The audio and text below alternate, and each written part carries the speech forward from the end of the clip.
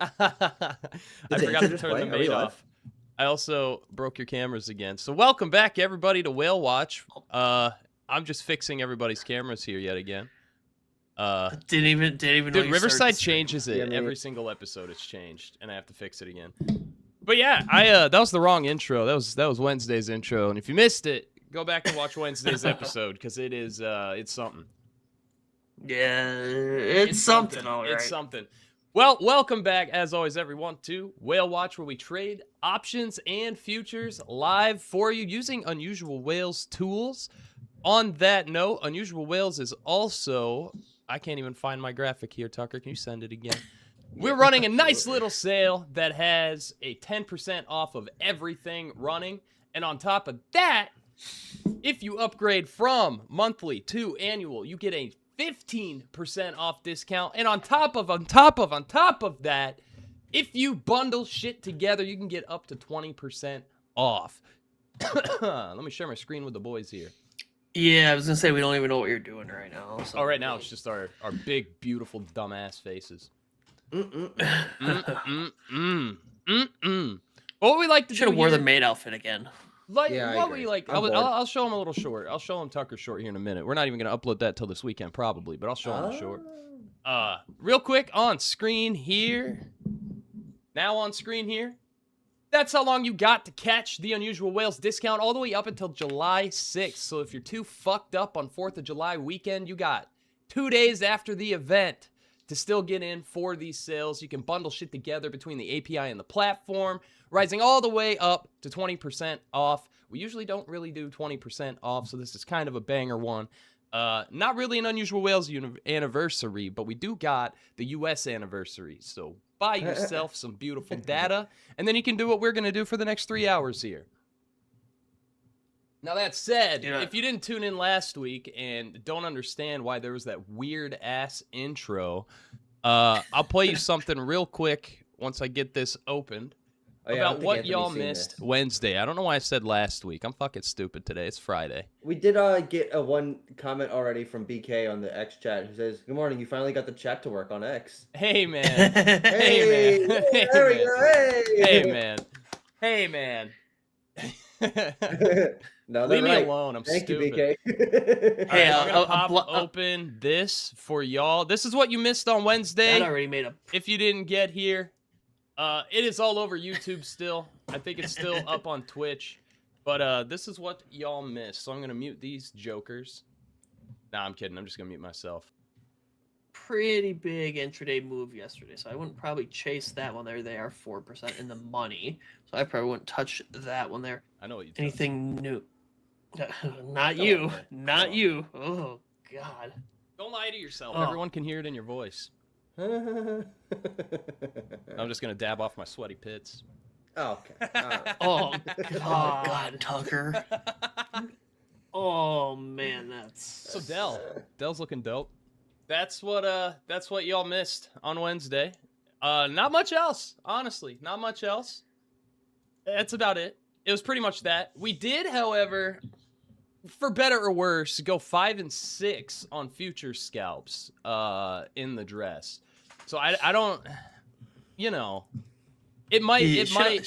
just kind of is what it is, I think, at this point.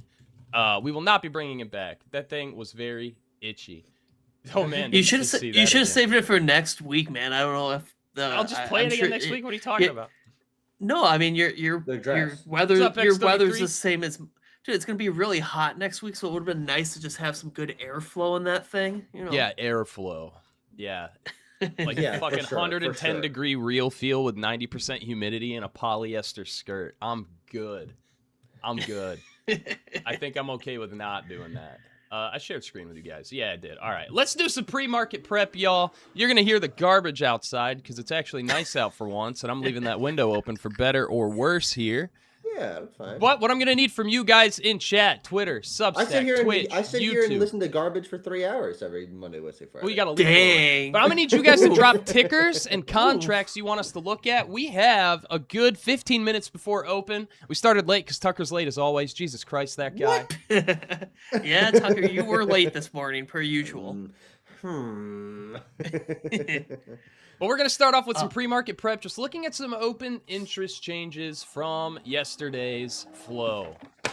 We've got Anthony's kind of open interest filter here, but go ahead and drop any tickers or contracts that you saw yesterday you want us to take a look at.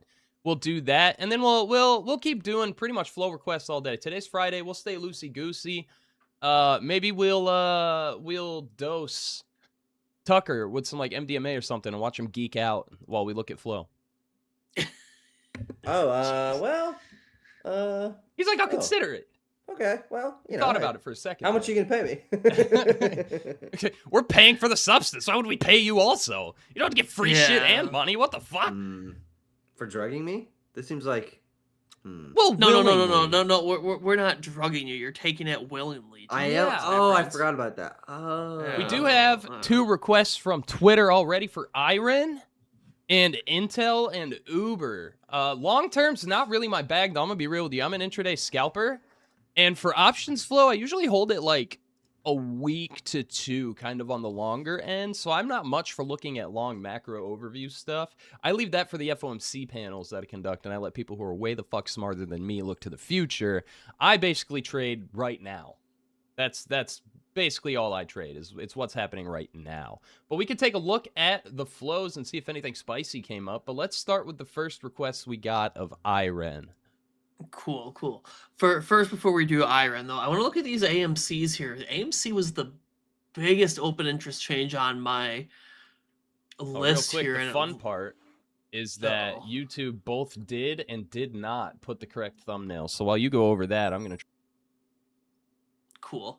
AMC had a big open interest change here. I'm just kind of looking at that previous day volume. I usually kind of glance at this column just to, see how that volume looks here. Like, this volume here might not be as interesting compared to like a single candle like that. But this is an interesting one here. This all kind of came in at once here. You had 15,000 contracts on the 821.2 call here. And a majority of that carried over there, at least that big chunk there. So that's one that's kind of interesting. Obviously, AMC, anything can happen with a name like that, but there was some AMC flow, I believe, maybe the beginning of the month that was pretty good. So yeah, keeping an eye on these here to see what happens. I'm gonna actually throw these into our chat to revisit here because these are pretty interesting. But all right, let's go look at Iron here. Ooh, Iron's getting clapped again today. Oof, down 5% yesterday, down another 4% today. Yeah, futures are not looking too hot, at least last I checked them. NASDAQ 40-point bounce right now from its low so far, but still in a downtrend. I'll be eyeballing for shorts at open unless something changes, and we'll also have to take a look at our gamma exposure. Before that here, but that I also had to change my contract sizing because it was set to prop firm combine, not live funded account sizing, and that would have really hurt my soul if we lost a trade with that size on. Iron here. So I mean, premiums yesterday. Ask side put premiums kind of started out the day, but I mean they finished bid side here, so it's not a super clean read on the premiums. You have more positive net volume. Both premiums are bid side there, so not a super clean read overall on that one there. I'm just kind of looking at the highest volume contracts. A lot of them are expiring today. Not the best fills at all on these. A lot of kind of more neutral fills. It's looking like that. Yeah, these are big whales that are coming in here too. And it doesn't look like they're marked as a multi-leg there. But yeah, I mean, you're not getting a clean. It's pretty much a mid-fill, no side fill cross trade. So yeah, nothing interesting on that one there. Let's just click through a couple more of these. Bid side puts here. These, this looks like it's probably a potential handoff in here. And it's a multi-leg there too. Let's just look at that. Not a lot of carryover there with a pretty sizable. Yeah, they're all at one order too, which again, I'm with you on handoff. Holy shit! Someone dropped a link to a contract. Oh shit! That's crazy. Jared, thank you so much, actually. That's kind of awesome. Yeah, thank you. Actual goat. Sending that in our chat for you guys. Yeah, I'm not seeing much. I mean, high multi-leg 0 days, and they're not clean fills. I mean, this is a mid-side fill again, too. Yeah, I'm gonna lean. I mean, and even the puts. Yeah, I mean, a lot of mid-side stuff there. I mean, you get a little ask side there, but it's not super clean flow. We can take a peek at how that heat map looks today, though. That 0 day, yeah, all that negative gamma, all the heavy gamma is below us there. So real quick, since there are a lot of new people who haven't seen the show, I'm sure you do regularly cover these. We'll look at this exact chart for several tickers today, so y'all are going to get used to seeing this with Anthony on the show. Explain what this is real quick. Just explain like I'm 5-10-second overview of what the hell we're looking at. Yeah, so the heat zones here, so they just kind of added this on the platform maybe a month and a half ago here. So they had this originally. It was just kind of in this gamma section. So it's not anything brand new. That's data here. It's just in a cleaner view now there. But so I mean, all this data on this gamma daily gamma exposure page here. All this is what's in that heat map there. So all this stuff here. So that real quick. Hold. I'm going to fix something, and then I'm going to have you start over again. Because remember when I had to fix your camera again? Yep. It's also true for the solo view. We got to find a better system, man. Riverside is the ultimate troll it sucks how the camera kind of cuts off that heat zone area too. All right, go ahead, start over. Start with just the gamma heat zone chart itself. Yep. And then give me like 2 seconds before you switch to talking about the Gex so I can zoom in on it for him. Cool. Perfect. All right. You're good. So the gamma heat zones, this is kind of new to Unusual Whales, been around for about a month here. So it's, we'll start with just the heat zone map here. Then because this data is pulled from this gamma section here. This is just obviously a nice summary chart here. So the data's always been there. I've always kind of used the data. This just makes it a lot easier here too, and you kind of have it in a table here too. But things I kind of look for on this chart here are obviously you have a nice view of the ticker and what it's been doing there. It'll tell you what that volatility is there. So amplifying there, it's gonna, if price moves into that negative gamma, dealers are going to amplify that move there. It's the same concept as Periscope, except with this, it's only updated once a day and it's derived from open interest. So kind of keep that in mind that you only have that one update versus Periscope on SPX where you get that update every 10 minutes. But here, I mean, it's cool because it'll tell you the closest levels here. Again, it's all in this area too. We'll look at this after here, but it's just a good summary page to kind of look at. This is where I start here, but I always kind of pay attention to what that absolute gamma is. It's going to act as your strongest magnet pin. And if you actually just scroll over this stuff too, it will just give you a little kind of, sentence breakdown their spot price. Obviously, everybody kind of should know what that is. If you're trading their acceleration, obviously it's going to tell you what's going on in there. Call walls, your resistance, put walls, your support. But I like paying attention to the kind of gamma decay over time here. So if I'm looking for anything interesting more so here, I look for the highest dollar figures here. So that dollar figure, I'm not a dev, so I don't have the actual background of how it's set up here, but it's pretty much like I think it says it here, so I don't have to do it. It's like every dollar something that they have to hedge with. So somebody a lot smarter than me can kind of explain the actual kind of mechanics behind it there versus me there, but it gives you a little example here and kind of a little breakdown of it there.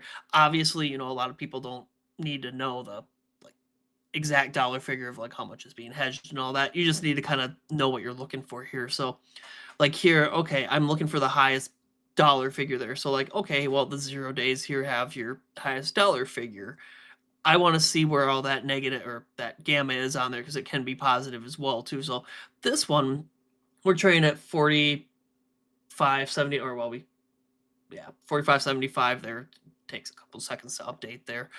But I'm looking where all that kind of gamma is there, because price will tend to kind of move towards those heavy gamma pockets there, and that negative gamma can amplify that move. So, you know, there's a lot of negative gamma below us here, and just kind of pay attention to where we are here. So, like with this, we don't have a lot of positive gamma below us or above us here, so that kind of would worry me for getting calls there, just because you don't really have a good, you know, support. And then it's vice versa too. So like we can try to find another one with some positive gamma, because there's not really any positive gamma on this one, so it's not a good example. But I'm sure let's we'll just see plenty once we dive into the oh full yeah, flow requests. oh yeah, like here. So I mean, and it depends on what type of trader you are too. Like if you're a day trader, obviously you probably don't care about what's going on 35 days from now.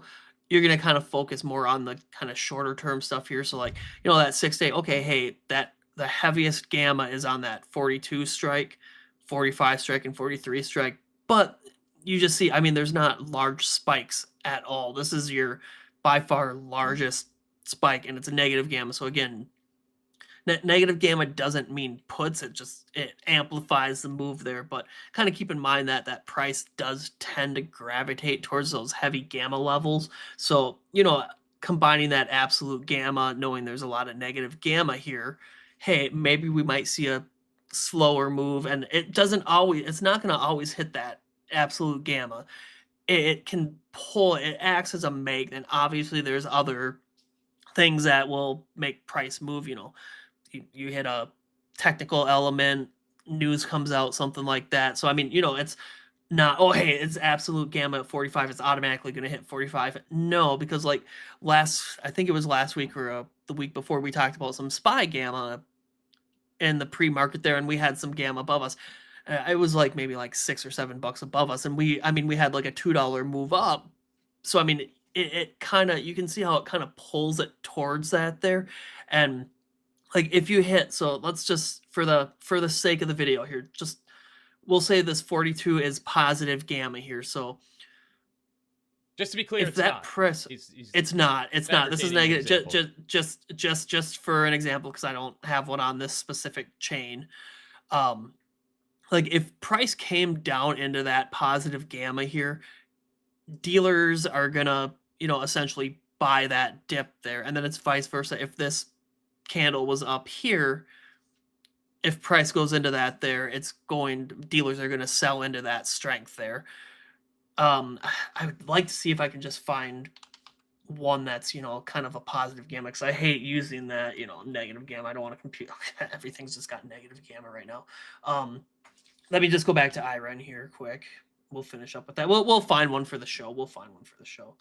But yeah, so this is just your summary page here. I like this page a lot. It's really cool, but you can also see it if you just go into that gamma page here. I switch back and forth between them just because I like to kind of see there, but you can kind of see, you know, where the put wall is, call wall is on a kind of larger frame. So you see all that negative gamma down here. We don't have any major support really till 22. Doesn't mean we're going to drop, you know, $24 here, but it gives you a good clean visual there. And if you want to look at it by expiration too, so you know, see which expirations have that there. So again, this is what's on that summary page there. So you can see it here as well too. I like that summary page a lot better there, but you know, you can always dive down deeper into each expiration too. But yeah, that's kind of the little breakdown I have on it there for it. Bird up. All right, let's start tackling some of those flow requests. I know Tucker dropped a few in there, and actually, I think what we're going to do in about 5 to 10 minutes here, just for shits and giggles, is a Joe popped up in the chat. So maybe we'll have a Joe named Joe call in here in a few minutes and do some flow reviews with us. Just another powwow day on a Friday. I missed the short right off the open because I was fucking with the camera stuff. Cool. I just have a couple trades. Right. I'm going to start sweating violently because of doing this, but I got to shut my window. That dump truck is way too goddamn loud. Yeah, you take your time. I got to refresh, and I got a couple trades I have to manage here on my end.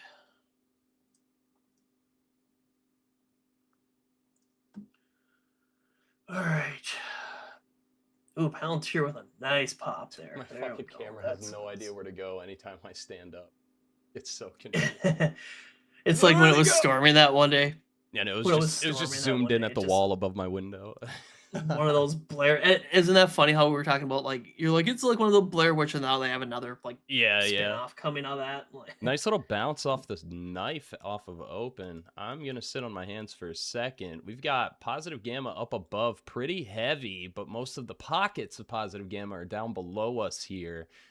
Man, it would be the most fun of a Friday if they get all the way up to that heavy positive gamma at 73.40-ish. There is that 35. That's 35. 73.35.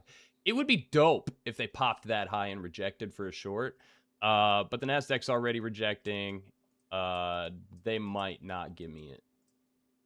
And now we're down 70 points from the market open high. I'm not chasing until I get another back test up. And it has to be clean. We're on a 3-day win streak this week, and I'm not going to fuck it up with impatience. And there's the new morning low, nowhere near yet the pre-market low. We're hanging out about 60 points above the pre-market session low on NASDAQ.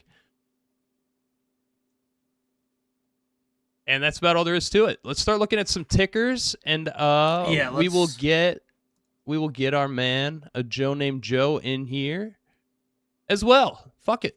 Why not? Cool. It's a Friday. Friday. It's Friday, all man. right, We're going to mess around.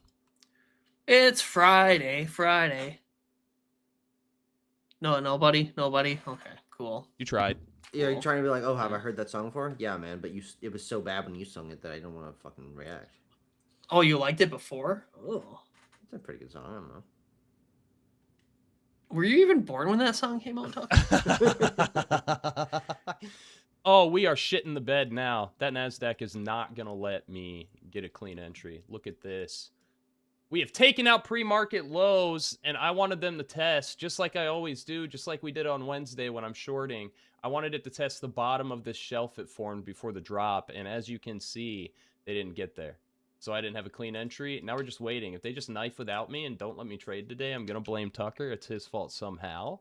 But let's look at these cores calls. I'll make a hubbub if I get into anything spicy. But right now, I'm just fucking waiting. I do want to point out, they bounced right off my support there at 181. Well, 182 technically, but who's counting? Look at that. Beautiful line. Not beautiful enough to become a purple line of justice, but still quite cute. All right, what are these cores doing? So let me give her a little refresh here. So nothing traded on the day here. Hey, cool. My medical's filled too. Look at that. What a good start to the day. He got his meds. I'm still getting. To be fair, I'm getting blasted on these fig calls that I got from Wednesday's show, man. Oh man, yeah. But I mean, 21 days on them. You know, I'm still being a little patient. Not a panic sell situation, but no. they're not happy. What is that, like 25% or so? What was your fill on those? Oh no, that giggle tells me way worse than 25%. Yeah, my fill on those. It's 124. They're trading at 64 right now. They got absolutely blasted yesterday. Again, this is kind of just one thing. Another quick tangent before I do cores here. Fig got an upgrade yesterday, and then the thing tanks 10%. Like, do not take all the analyst upgrades and all that stuff with a grain of salt. Just because it's a buy upgrade or something doesn't mean it's going to go up. Just, you know. Yeah, that's true too. And take a grain of salt with insider transactions too. Yeah. A lot of insider transactions like CFOs, CEOs, big wigs, a lot of those are straight up scheduled irregardless of the price or plans of the company. They're not all, oh shit, this insider, the CEO just sold $10 million worth of stock, it's going to crash. That's not the case most of the time. A lot of the time, they literally just have scheduled transactions to happen that are going to happen no matter what. It could move, like you'll even see it. Snorlax UW will share a lot of the times where an insider will sell and then the stock will be up 30% like half a year later. Like it's not necessarily indicative of, hey, the stock's fine. Yeah.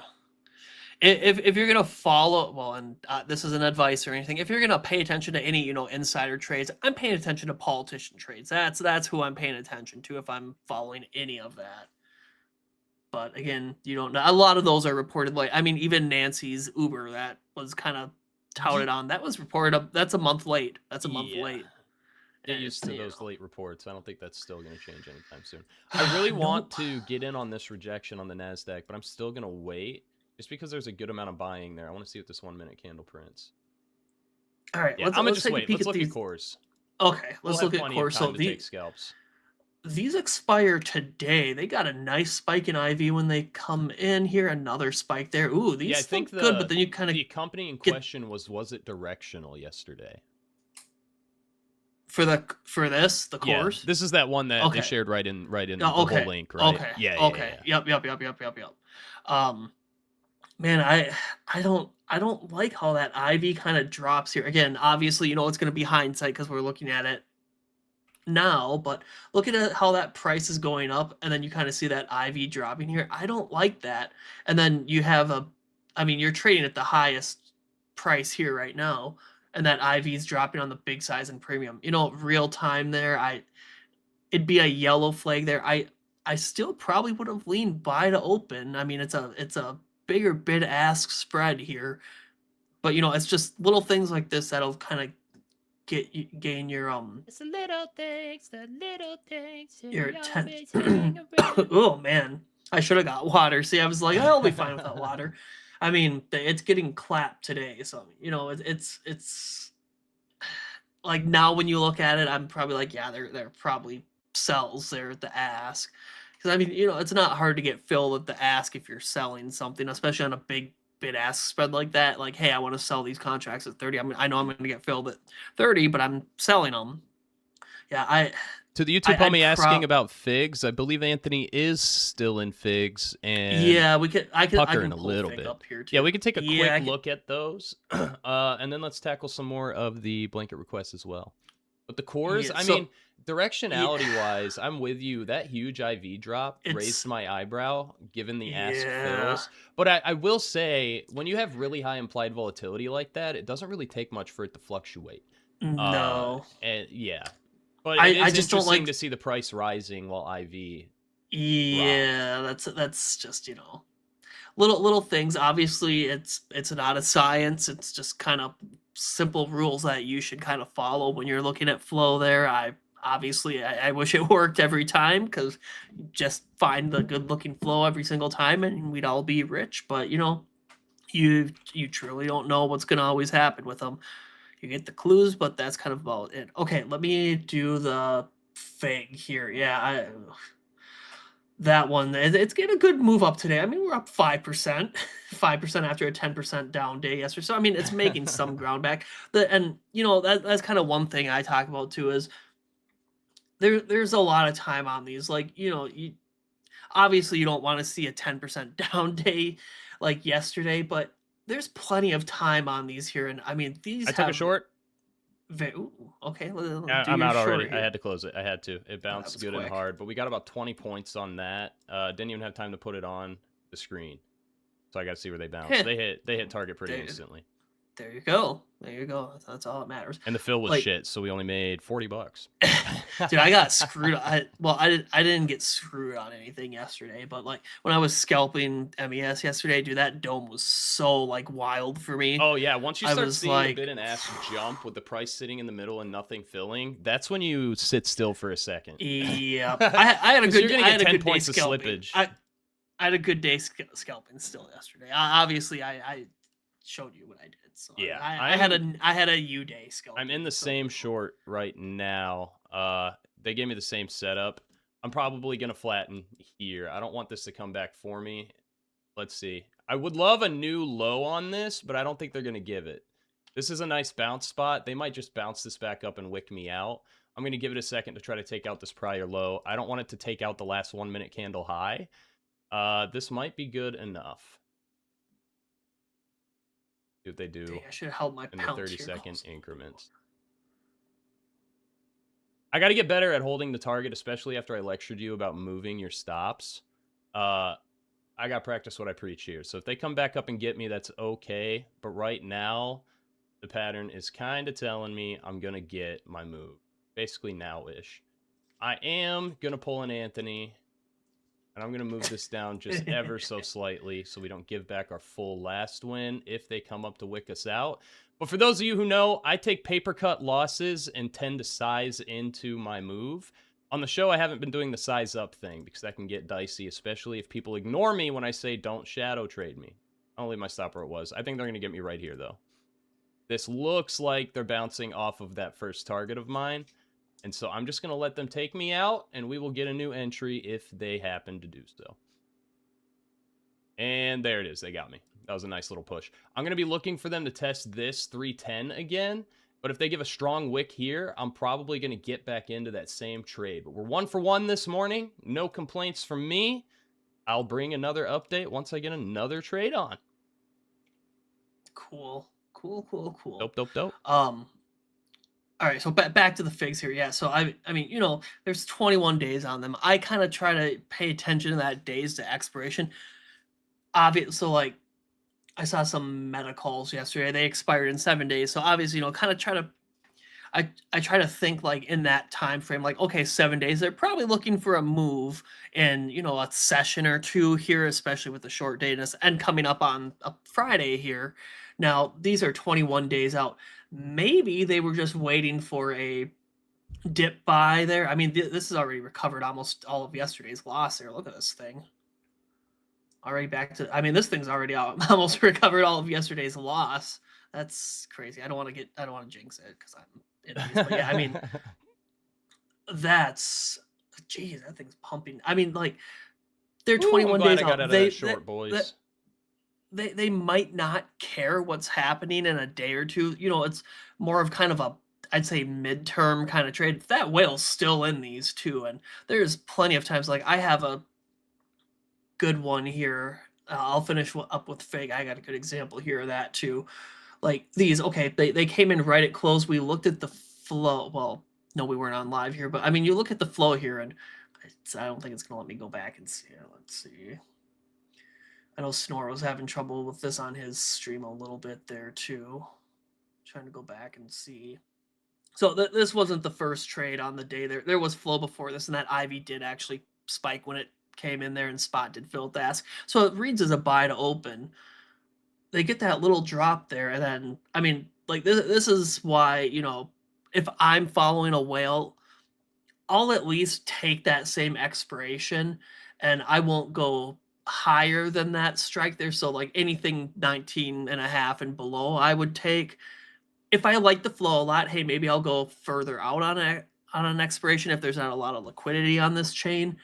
But this one, I mean, you know, because if you did, let's just say 7 days on these here, those contracts are going to absolutely get destroyed yesterday there. Like here, again, just this goes back to the Greeks of the contracts here. Look at how, I mean, this can recover very, very nicely. It's a strong delta, very minimal theta. So that's kind of why I'll follow that whale and kind of try to keep in mind what that time frame is, what that whale's doing there. So yeah, I'm curious to see what happens with these. It's getting a nice pop there. Watch it. It's going to end up red now because I'm talking about it. I did just take a haircut on a shoddy fill. Let me see if I can get this to lock in place so I can show people what we were talking about with the dome getting crazy. Right now, what's happening on the left side of the screen, you see how that spot price is flying everywhere while the bid and the ask aren't going anywhere? This is where you kind of sit and fucking wait a second. If you click sell market or buy market order here, your fill is going to be 10 points away from where you wanted it. This is exactly what Anthony was talking about earlier that kind of chopped him up real bad. If you just leg into this when this is chopping around like this, you're going to get a dog shit fill and take pain instantly. This started happening right when I entered a trade, so we got wicked out instantly. So we're down about 200 on the account. So I'm going to wait for that to settle down before I try to take another short here. Even if they go without me, I'm not going to chase it. We're not going to take a nasty fill like that a second time in a row. Yeah, I was noticing that too yesterday. And like when you're at that tick, I mean, it's barely moving a tick too. And when that dome's messed up like that, I mean, it's, oh, you're down $80. I'm like, holy shit, man. Yeah. I do not like that. You take a hit the instant you fill a market order when it's chopping. Imagine playing ES with that. Ugh. But just so kind of going back to the fig one. So that whale's still in. I'm still holding a couple contracts. Doesn't mean you should be. You shouldn't trail anything anybody does. But like, I mean, good example here, like Target. these were at 196 here, and these came in back on 615, and they were for 710. So I mean, they were what? I mean, a month out there, 30 days. Again, just kind of think in your mind, they're probably not looking for a move in a day here. And almost the same thing is happening with FIG right now. I mean, these came in and look at that drop. These filled at 196. They were trading at 79 cents. That whale was still in, and now look where they are, 380. I mean, you don't know what can happen. Obviously, this could have stayed flat and kept going down, but it's always funny to kind of see them hold through that. I mean, 196 and they're trading down. You're down almost, 75% on those, 80%, and you put in 150K. I mean, I'd be sweating. I'd be out if I was in that heavy there. But if you know something's gonna happen, obviously you're gonna stay in there. I mean, these things absolutely pumped, and who knows why they got these here? Maybe they saw, a spot where there's strong buyers. I mean, these people are 1,000 times smarter than me here. And richer, man. We got to keep that in mind, yeah. too. The bankrolls these big whales are slinging around, they can let these go to zero. And on top of that, you never know what their bias actually is unless you are them. Yeah. I mean, look at that. They're at 435 today. So, I mean, yes, that whale's good. And after letting them go down. But so, I mean, that kind of goes back to what I talk about every once in a while. On that longer dated stuff, you can sometimes get a discounted entry. And again, Snore talked about it yesterday. It doesn't mean it's technically, it's if you got in here at $1, doesn't mean it's going to go back up to $1.96. Right. I just kind of like to, that whale's on a longer term time frame. Hey, that stock absolutely tanked that next day.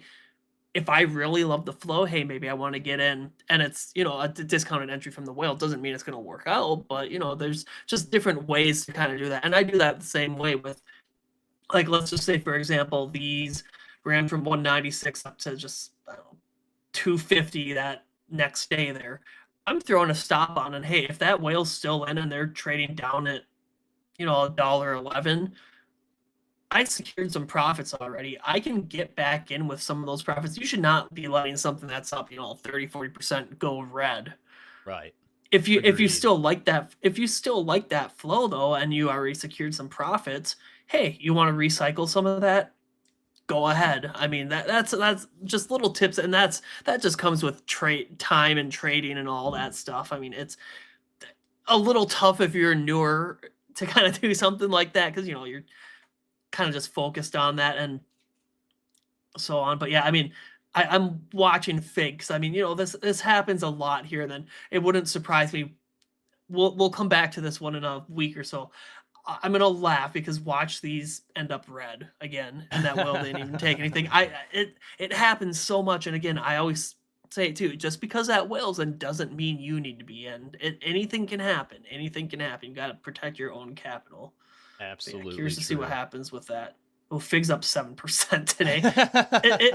It's already wiped out almost yesterday's loss. I mean, it's, again, having time on contracts. You pay more, but they're more forgiving on something that's not if you have a bad day there.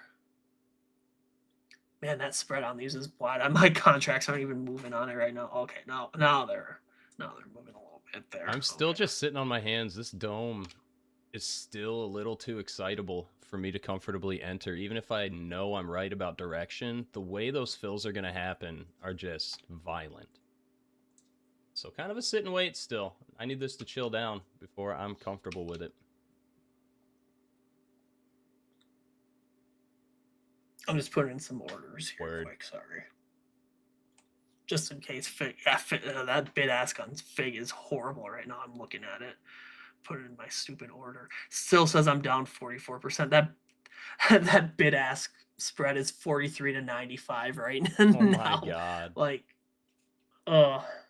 I know I'm not truly down 44% on those, just with kind of how the costs work on that there. Yeah, that's crazy. We'll see it. We'll see how that plays out there. I'll take it though, because I got blasted on that one yesterday, and I was like, "Are you kidding me?" I hate when that happens so much. Oh, I should probably turn my filters on. I haven't even updated my filters. I'm like, I haven't even heard any flow come in yet. You silly. You Blame silly. Tucker, right? Blame Tucker. Periscope, yeah. Yeah, it's okay. It was my fault. My bad, guys. Yeah, it's Yeah, okay. I blame you. It's okay. It's okay. Let me do another one of... No? Okay, cool. Tucker, you're gonna do the blanket request for OG for crowd then. You got it, man, I believe. Oh, yeah, no worries, bro. No worries. Yeah, he's got this, I believe. Let's take a peek here. Anything interesting on crowd right away? Maybe these 72665 puts? Well, crowd's up kind of a lot today. These are already these are already moving here. 862, trading at 1050. Yeah, those are already up kind of a little nicer. This is a nice little opening trade. 58, yep. So, I mean, again, real time, like, let's take a peek at this. Move that filter here. I mean, you get that IV drop when that flow comes in here, and that price is up at 695. I just want to kind of follow this up. So, I mean, your IV is increasing as that price is staying the same. Yeah, this isn't a super clean tape here. Yeah, I mean, real time, I say this isn't a super clean tape. I mean, you're kind of seeing that fill kind of spotty in there. Yeah, it's not the cleanest tape. They are up, but just it's not a super clean tape on that. Anything else today on that? Just kind of scrolling through that volume, comparing it to the open interest here. I'm not seeing much. Not seeing much, but we can go do a little handy dandy overview. Your handy dandy notebook? Yeah.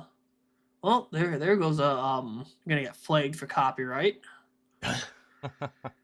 Yeah. We just got a letter. I don't think that phrase We just got a letter. I'm pretty sure it probably is. Handy dandy notebook. I'm pretty sure that's probably copyrighted. Yeah, I don't know, man. I don't think they can get you for saying a phrase. Okay. Well, yeah, we'll see. We'll see. All right, let's look at the heat zones for today. So, okay, 95, 92, and 94 are the highest strikes here. What did we open at here? Let's go back here. So, okay, we're trading at 94. So, hey, we're kind of in that negative gamma range there. I want to see what we opened at. So 94, yeah, we're just kind of chopping in there. So we're not really breaking out of it. We didn't really open above it. I like seeing it when you open above it and that price kind of gravitates towards it. It's a better example. We had a couple on Wednesday's show. Yeah, not seeing really much on the heat zones there. I mean, today's your highest day. Next week, you got some negative gamma above us and below us. And again, just keep in mind, negative gamma doesn't mean puts. It's an amplifying area, as well as positive gamma doesn't mean calls. It's a kind of dampening area, resistance support area there. Anything for... Ooh, what about these ASTSs hitting here? 112 days. I'm not looking at 112 days, but just for some content here. I mean, got earnings in 45 days. Yeah, these are some big... Oh, they're already up. 1481, 1574. Yeah, I mean, again, just looking at them here, just look at your price here. That price, 56, 40, 49, 60. That price is kind of all over the place, but that IV's dropping here, and it's almost a mid-fill here too. So I mean, it wouldn't have been a super clean read again there too. So I mean, you know, obviously hindsight's always going to be 2020, but you know, in real time, they're mid-fills. That IV's kind of bouncing around. You know, a yellow flag, too long dated. Earnings in 45 days. I would have probably passed on them. I would have actually passed on them because they're, you know, $15 a contract, $14 a contract. Let's see what else we got here. So yeah, crowd for OG. Yeah, not really seeing too much there. Then we got Rocket Lab here. Let me just do the Rocket Labs here quick. Got a new intraday high on the NASDAQ. I have also switched to an account I care less about than that one. That one is pretty close to a new payout next week, and I want to leg that into the personal account for the show, so I'm not going to fuck with it when the dome's like this, but I switched to one I give less shits about, and I don't care if we nuke this one on bad fills. So I'm going to trade this one for the remainder of the show, and we're not going to risk the good account. Baby! Yeah. I haven't even seen what kind of... Oh, yeah. Hey, well, you're coming up to a rejection spot right now, Terrence. Yeah, Oh, it was a getting really nice close. pop, Oh, though. yeah, it's getting close, I might stay short with you. We'll see. All right, let me do Rocket Lab here. Rocket Labs. So up 5, but that's funny. Whenever we talk about Rocket Lab, I think because we have a chinchilla, its name's Rocket, so I always think of that when that happens. I'm like, that's so funny. He's gonna bring up a chinchilla and not even pay the camera tax. Homie's probably sleeping though. She's Chinchilla's a crazy up, pet to have, bro. she's upstairs. Yeah, it's a girlfriend's pet. Yeah, in a winter The place. thing- they like the cold. They're cute. They just don't like do anything. They just sit there. Boring. They sit there and roll around in dust and be all soft and shit. Yeah. Hey, look at that. You are smart. You know they're. Yeah, they can't get wet. Yeah, they'll Yeah, they fucking can't get die. wet. That's Or Freeze to get death mud on like them, right? instantly. Yeah, they can't. Yeah, anything like wet because their fur's like the densest fur or something like for an animal on something. I don't know. The densest fur But ever yeah, made. no, it's named after Rocket. Not as from dense as Guardians, that I think. maid we had on Wednesday. That was some pretty dense fur. Yeah, it's That named maid. after That maid. Bro, Guardians you of the mean Galaxy. you? Dang, Tucker's being mean. Tucker must have a date this weekend or something. I do actually on Saturday. Oh, Tucker. Ooh, Tucker. Cute. Cute. Anyways, yeah, I'll be mowing the yard on Saturday, Tucker. That's what we do on the weekends around here.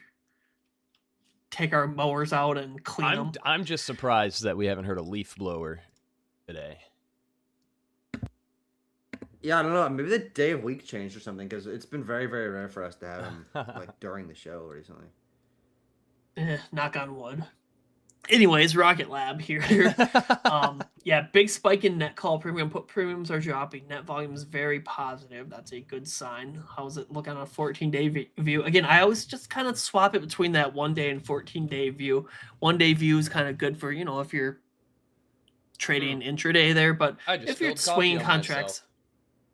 Oh, the good thing you didn't do that on Wednesday. That would that would have been really fucking unfortunate, man. That would have been bad. I'm in a short on this account we don't care about. You took the short that I was talking about. They are gonna bounce here, I think, though. So I'm gonna take $100 on that. I don't even need to pull it on screen. Yeah, they bounced good and hard off of that 415. Can they still reverse? Yeah, but I'm gonna wait. Dome's still really choppy. I did say I don't give a shit about this account. That doesn't mean I'm gonna nuke it on purpose. But we got. Ooh. Yeah, look at that. Look at that. I'm glad I flattened that. Right off of my 415. Look at that. Not touching that. Look at that thing. Look at it go! I don't think I'm going to be touching anything. I think the meme right? about when I get out of shorts, you should long is starting to hold true again. Because that is a 85, 90, 100-point push now off of my 415 level instantly. In about 40 seconds there, we ripped 100 points. So thank God I flattened that. Whoo! Jeez, I'm just watching that dome bounce around, man. I flattened that while burning my crotch with magma hot coffee. I'll take it. Yeah. Where else? Man, it's on my desk and shit. Where else can you make a couple bucks while melting your testicles with hot coffee? Come on. Come on. Lava Factory. Oh, did we get a porn chat? Is that what you deleted, Tucker? Yeah, we got a porn chat. What's up? Let's go! I banned it. Don't worry. It's been a few episodes since we had people selling porn in the chat, so welcome back, brother. I'm assuming you're a guy. I'm gonna be honest. Where are you guys chatting from? And I'm like, that's us. I just always assume it's a guy. Always. We did get a direct contract request as well in the Twitter chat there. Yeah, let's Looks like Tucker popped that in there for MSTR. Yep. Cool. Let me finish up with Rocket Lab here quick. So yeah, net call here. He had a good spike back there on 617. Some decent flow on the 626.85 call today. Those are already up. Not really directional anyways. I mean, a lot of ask side, kind of just sporadic volume there. Well, these ones. Yeah, just a lot of sporadic volume there. Not a clear entry from a singular trader there.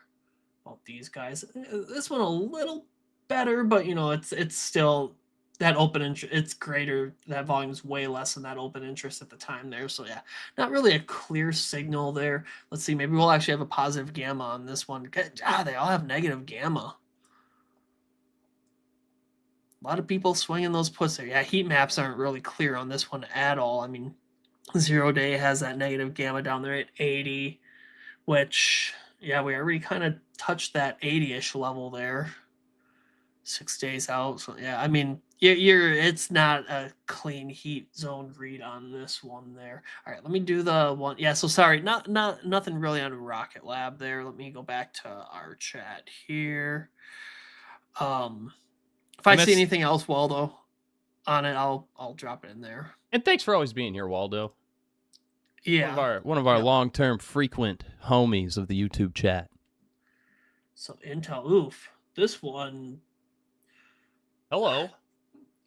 Yeah, this one's getting some movement here. Obviously, there's only 226 open contracts on it. We're getting on kind of a lot of volume here.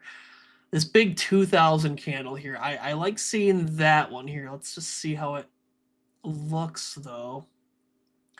IV's kind of dropping on it. They are 1% in the money. They are filling at the ask. I haven't had good luck with MicroStrategy flow at all. I gotta get some water after this read, man. I'm dying here. Yeah, I don't have the best luck with MicroStrategy flow. I mean, for that, you know, for a good month or so there, I think it was kind of towards the end of last year there, you'd see those days where it was just tons of heavy ask side call premium coming in on it, and it just didn't really pan out there. I mean, you know, they're in the money. I highly doubt you're going to sell in the money 0 days. I mean, anything can happen, but, you know, the likelihood of that probably slim there. I would probably lean that these are buy to open there, and just kind of combining that with let's go back here. Well, actually, yeah, I mean, again, look at your premiums here. You're not seeing ask side call premiums. There's still bid side here, so you're getting a big pump up there. The nice thing about it, though, is you're getting a lot of positive net volume here. Put premiums are absolutely tanking right now. So, I mean, I'd probably lean buy to open on those there. Those 72110s could be interesting here. We do have a lot of open interest on these, though, and it's a big multi-leg. Yeah, kind of hard to know what's going on with that one. Just a lot of big volume. We can look at the multi-leg and see what it looks like, though. Bet you it's a roll. Mid-end bid fill, and then you got the ask side fill here. Yeah, look at your one contract size there. Yeah, I'm not going to touch this one. I'm not going to touch that one at all. All right, real quick. No, go ahead. See if there's go anything ahead. else. Oh, I was just going to bring in our homie. Oh, yeah, bring him in. I can go get some water then. Yeah, go get some water while I fix his camera on every screen since it's set to Tucker ratio. Cool. That beautiful, handsome man right there in the middle of the screen whose camera is changing sporadically. That is a Joe named Joe, another Unusual Whales affiliate, and a good homie, damn good trader. We're going to have him fuck around with us today, maybe do some flow reads and take something if it piques his interest. So, excuse me while I fix his camera, but how you doing, Joe? What's going on? Can he hear me? I can't hear him if he's talking. He's not talking currently. Let me tag him, make sure he can hear us. Does he know he's on? Please try resetting your modem. Unplug it and plug it back in. Me and my Have you tried turning it off and on again? Hello, IT. Can you try it again? Uh-oh. He can hear us? What the hell? Say words. I heard the smile. I did too. Was that the mute button you just pressed? I think your mic's working if you want to say words. Oh, there we go. There we go. You were muted. I like flow. You can't hear me? There you go. No, Yeah, we we can hear hear you. you We now. hear you. You're good. You're good now. I can hear you. Well, how you doing, man? Welcome back to the party. All right, word. I'm gonna go get some water finally, and yeah. Hello. All right, dude. Hopefully it's fixed. Yeah, we hear I you. can You hear him us? talking. I don't think he can hear us. I don't think he can hear us. Words and stuff. Talking. Hello. What's happening? You don't happen to be hearing us by watching the feed itself, right? You can like hear us No, in I the didn't actual press call. anything. Yep, that's definitely how he hears us. Plot twist. He's just trolling us right now. He's on a There's an 10-minute delay. extreme delay. I'll say Oh that. no! An extreme delay with the show itself, or are you watching the show like with the call, or are you watching the show and hearing us from the stream? I'm doing great. You see, I've got a new office. I'm no longer in the basement. I'm in the New York Stock Exchange. Oh, this is gonna be good. This is gonna be good. no. All right, I gotta get some water. How is this possible? He must still be watching us, right? Oh man!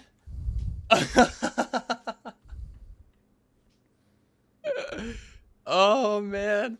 Is the delay in the call itself, or are you watching the stream to hear? I say we just keep this going. This is actually making for a better show than the flow reads so far. It's really bad. Oh. It was somebody we were like asking him, so he's like, "I'm doing good." That's not anything close to what we asked. He's not watching. What the hell? Yeah. No. How is that possible? Oh, I've never seen Riverside have a lag like that before, but it's making for excellent content.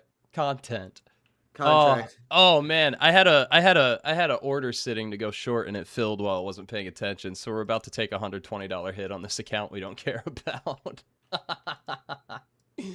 Oh no, don't do it. Don't do it. We'll try to get him back up here. In the meantime, what's up, Tucker? Oh, now your camera's fucked up. I'm gonna just leave it. You're just gonna be large. Hey. I'm gonna get stopped out of this trade that I didn't even want to put on. But again, we switched to an account we don't care Okay. about. Oh, what'd you do to Joe? That delay was actually in Riverside. Really? So, yeah. Really, he wasn't even watching.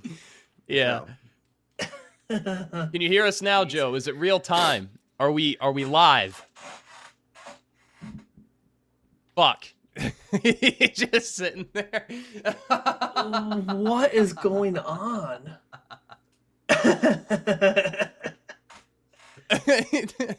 If this trade wins while we're doing this, I'm leaving my stop where it was. It filled while I was laughing at what was happening, so I'm gonna just let it happen. But Check.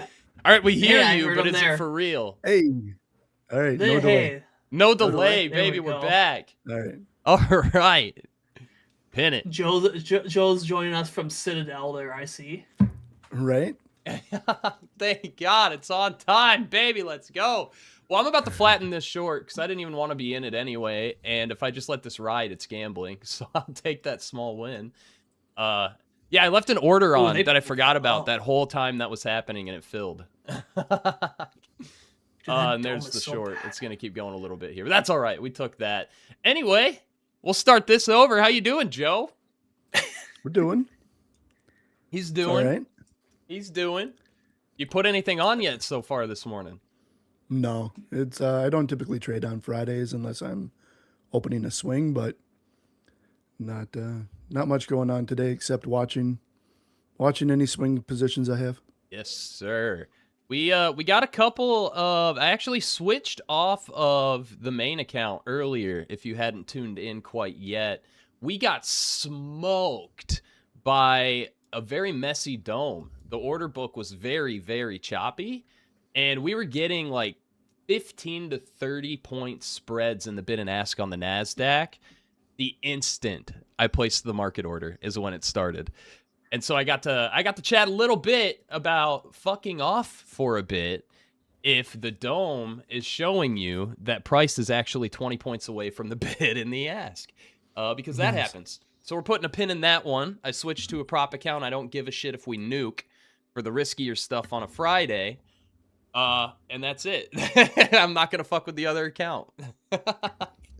Yeah, man. I mean, that's the way to go.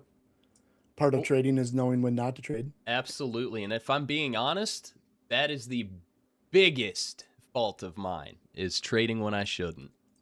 We'll be having a cool episode in July. More on that to come. I'll talk about it a bit more next week once I get the date locked in. But we're going to go over habits, how to keep track of your mental while you're trading, how psychology applies to trading and the effects it can have, both good and bad.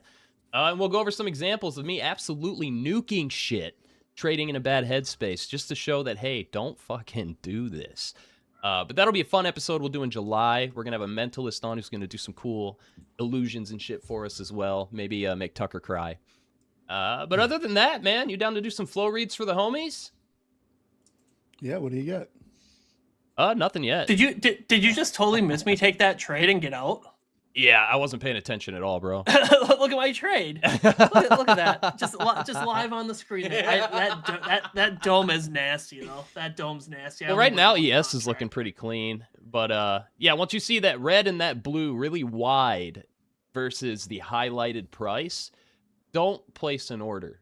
Even limit orders will get absolutely shellacked if the dome is messy like it was this morning. Someone on Twitch asked if we're taking live trades while using the platform.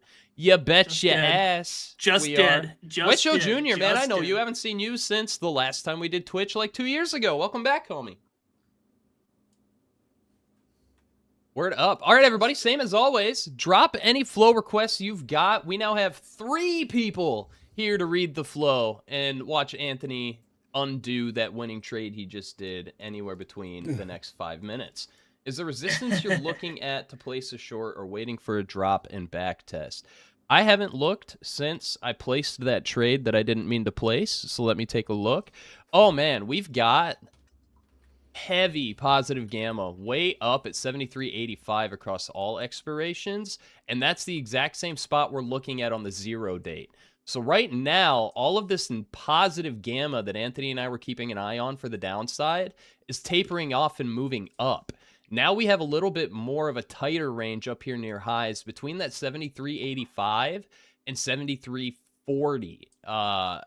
If I were a betting man, I'd be eyeballing a back test of that 40 to try to long it, but I'm bad at longs. So the safest thing to do here, since we're right in this range, let me zoom in on this.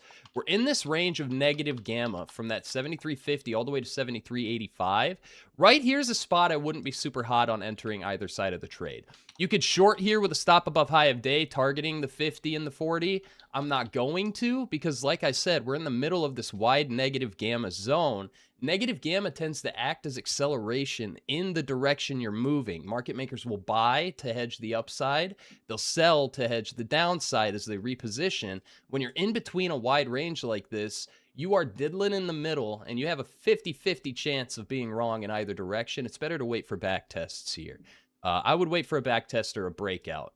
So I'm sitting on my hands yet again, although we are 1 for 1 on the current account with an accidental short. I'll take it. But yeah, support down at 73.40 kind of. Resistance up at 73.80 kind of. But the range is pretty wide, so don't get cocky. I would wait till market tells you what it's going to do rather than guess what it's going to do. Oh, I should have held some of those metas a little longer. Wow. It's okay. Dude, look at Palantir. Finally a green day on Palantir, dude. This thing has been getting slapped. Only Finds AZ on YouTube has asked for a quickie read of AG. Either of you boys want to fuck around with AG? Joe? What's the contract? He just wants a blanket read on AG. Oh, no. Yeah. Joe's playing the boomer role today with the light mode. Oh.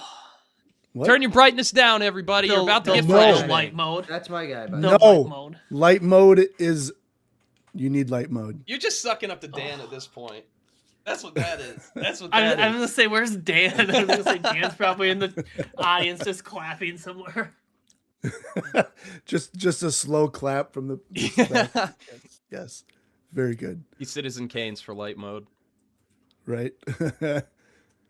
I'm sorry. It looks better. Oh, I'm I can't offended. do it. I can't. My charts are white too. Oh my god. Sorry. He drives a white F-150. It in was his nice white having you on the t-shirt show. and tidy whities.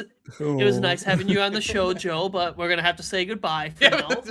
Until Show's you come over. See you back guys with the Monday. Dark mode. Yeah. See you Monday. All right, let's see if there's anything worth looking at or talking about on AG.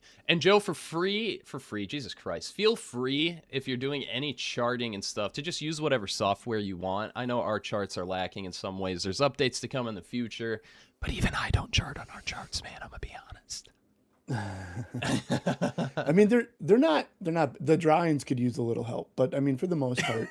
It's accurate enough. It's almost tick by tick speed, but yeah, the drawings leave you wanting. I'll say A little bit. But there was a nice setup on the SPY 1 minute there, as it headed into that break right there. Very nice. Anyway, AG. So I just pulled up the ticker and figured I'd pull up whatever is going on. Scroll down to the bottom of the highest volume contracts. The 0-day 17 calls got hit. Looks like it's mostly ask side, according to the fills here. But I'm going to be completely honest, considering these expire today, I'm almost certain that this is either like some sort of stock replacement or someone's selling these contracts for whatever reason. They're already in the money, unless they plan on scalping them up. But they're up, what, $12 a contract, $13 a contract at the moment. So maybe they thought something was coming. What's AG look like as far as intraday? Nice pop. Down overall. But I will say that W pattern it's forming on the daily is what keeps you boy out of shorts. on AG? Yes, sir. You see that W that it formed on the daily Right. that we're at right now without setting a new low below the left side of the W? That pattern keeps me out of shorts on the regular. The inverse, that M pattern, if they don't take out that local low from prior, I'm looking for recovery to the upside on AG based on that W on the daily. If I was looking at this and this was a 1 minute chart, I would probably long this with a stop below that that left shoulder of the W. With scalper brain. I don't trade the daily. That's just, making an assumption that my 1 to 5 minute patterns are applicable to the daily chart. They very well may not be. There's resistance up right in the middle of the W. Mm-hmm. So AG, I mean, what are you looking for? Like swings, or just in general? In general, I mean, today not seeing much of anything. I'm gonna flip it out to not the option screener, the contract lookup. And I'm just gonna pop AG in there. We'll see if it comes back. Going to ag class, work with some pigs. Okay. Okay. So that 17 call is the only thing that's really moving this morning. Looks like some short puts on 20. Holy pop! Those got closed out, but holy pops, soda pops. Oh no, sorry. I was watching micros here. The markets. I was almost gonna snag along there, and then nope, didn't want to interrupt you. Sorry. Yeah, that was a nice I was push. I muted. see what you're talking about. Damn, that was 150 points on the NASDAQ in 1 minute. Yeah. I might not be able to short anymore today. We're going to end up 120 on the account we don't give a shit about and down 200 on the one we do give a shit about. The dangers of a messy dome right there. The trade I entered was supposed to be about a $50 loss, by the way, but the slippage from the crazy dome made it a $200 loss by the time that order filled. We're not trading that account. I'm going to walk away with my tail between my legs on that one. But we're up 120 on account B. We're chilling.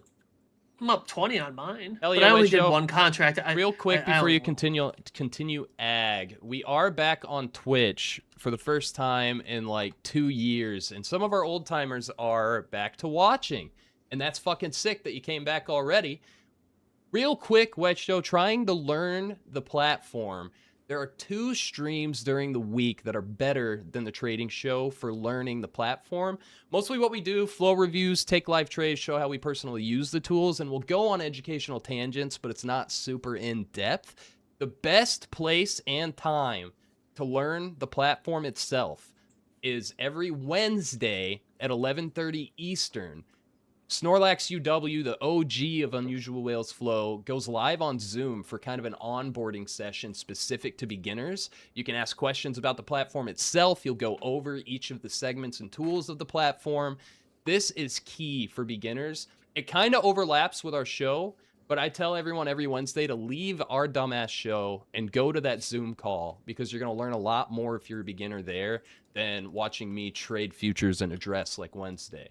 So I'm going to drop that link in all of the chats here, the office hours that has the full schedule of the show, as well as Snorlax's significantly better for beginners stream via Zoom on Wednesdays. So check that out. Back to you, Jim. Jim. It's a quote. Man, fuck you guys. God damn it. Okay. He's okay. I believe last time we were on, we were talking about BlackBerry. Mm-hmm. And they were switching to that. They had a new ass platform shit. Yeah, they were switching to an AI, basically cybersecurity company. Yeah. Have you looked at them recently? I have not. Is it gonna piss me off? Probably a little bit. God damn it, man! Come on. Oh my god! Fucking CYPH, which used to be LPTX, that one was the one that Jay-Z and I missed that went 1,500% after we said don't chase at 100. We had Nokia that we were looking at like $4 a share. And now BlackBerry's just sitting here giving me the middle finger from 20 miles north. What the fuck, man? I feel like if we don't take a trade, that's the signal to take it at this point. Damn. Yeah, it should make an inverse WhaleWatch portfolio. Just see what it does. Oh, Hey, when I reset up an option-specific account for the show, we low-key could. I bet I could ask very nicely one of the dev teams to track that specific account and put it on the portfolios tool for the platform. Dude, that's just bullshit. That thing has been straight up since we talked about it. Like, literally since we talked about it. Just straight up. Yep. Oh, my God. Well, I'm retiring in the hole. We still popping. And I don't know if anybody was holding calls on that thing. Well, I sure I'm wish I assuming was. somebody's rich. Yeah. Let's check the open interest. There's a lot sitting on the January 15th, 2027 10 calls. I wonder how far up they are. Let's push this out to 60 days. Fuck me. Look at that. Someone came in at 32 and the contracts are, 36 today? Lord, I've seen what you've done for others. Just a little move on those, I guess. Just a tiny move. Just a bit. Nothing too much. Roll it. Just a little. Roll it. And then as they're Rolling on stepping up said to river. a new high here, I'm not going to fuck with it. The dome settled down, though, so if we get one of my setups, I'm going to be inclined to take it and see if I can get a little revenge for the slippage from earlier. But for now, I mean, Nazi is just like, hey, fuck you guys. The back tests are pretty clean, just like to the short side that I talk about, forming those stair steps to the downside, eyeballing the tops/bottoms of the shelves for retests. That's playing out pretty well. You can see this back test right here. Yeah, you can align it with the EMA. I only use those really for trajectory. I don't use them for entries or anything like that. Right now, they're back testing this shelf right here. If I had a big dick, If they got down to the 550s here, another 30 to 40 points down, I would take a long, but you're going to have a 40-point stop at the bottom of that stair step. Otherwise, they won't be forming a stair step anymore. And honestly, with longs, the back tests can be a little more aggressive than they are for shorts. Shorts are a little more uniform to the downside in their back tests than longs are, in my experience with the NASDAQ specifically. But that's kind of where I'd be going. Right now, we're in the range of an entry if this chart was upside down like this. It's the same pattern, just the opposite direction. If you longed, you wouldn't want it to go below the 520s there, because that's going to kind of destroy the stair step pattern we have to the upside. But I'm hands off. Right now, they're bouncing off of the top of that shelf right this moment, already 30 points up from it. That would have been a pretty good long that I would have gotten out of already instead of targeting a high a day, because I am a coward with longs. Oh, you mean like me getting out of the long a little early? That dome was messed up. That dome was so messed up, though. When so, you got those choppy prices, it's better to not trade, in my opinion. I mean, you can't tell me this isn't a bad move. I mean, what is that? 74.22 up to 20. I mean, a $4 move. Yeah.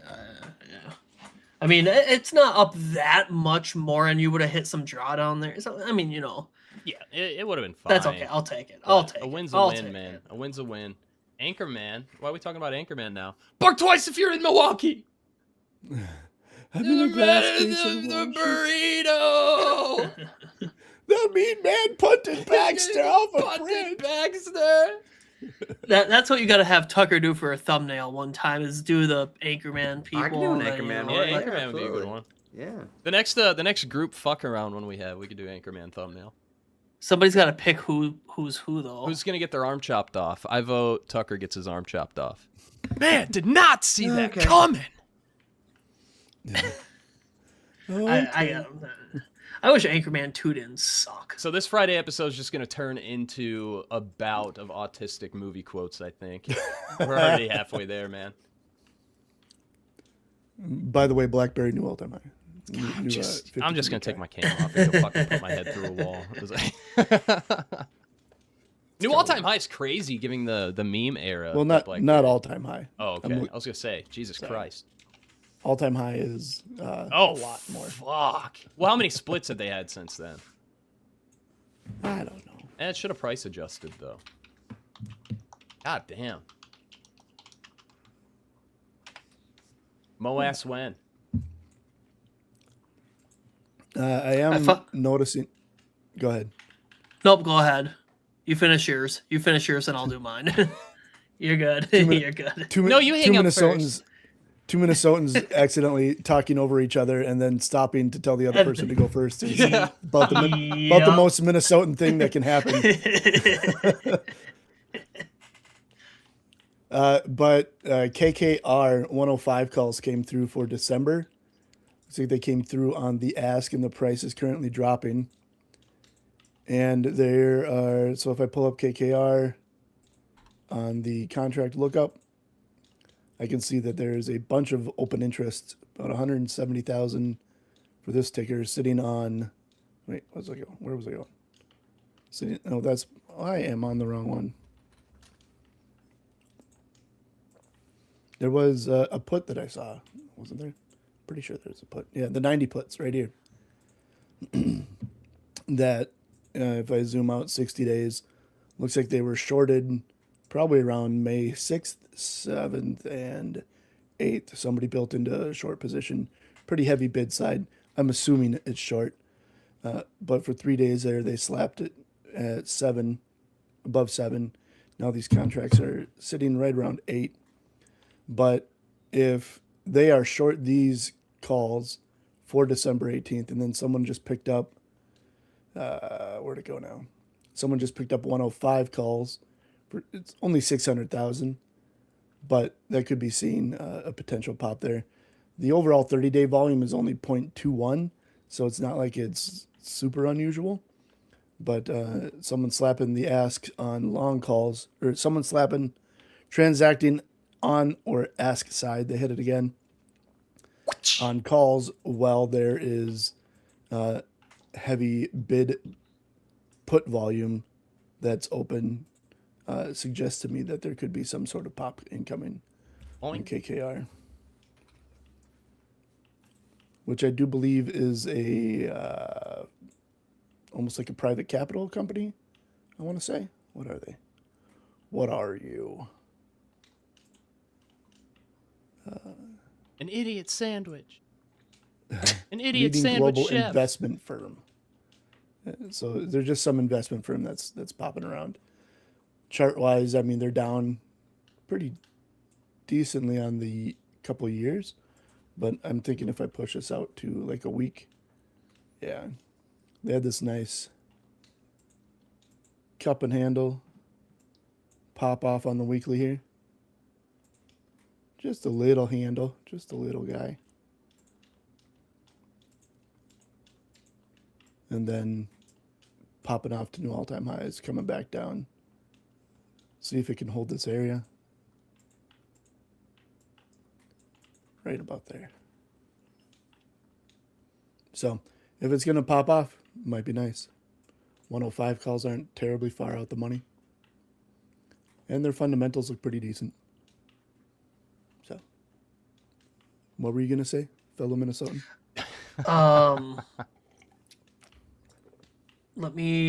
Sorry, I ended up getting a trade when you were doing that. So you can take a little more time if you'd like.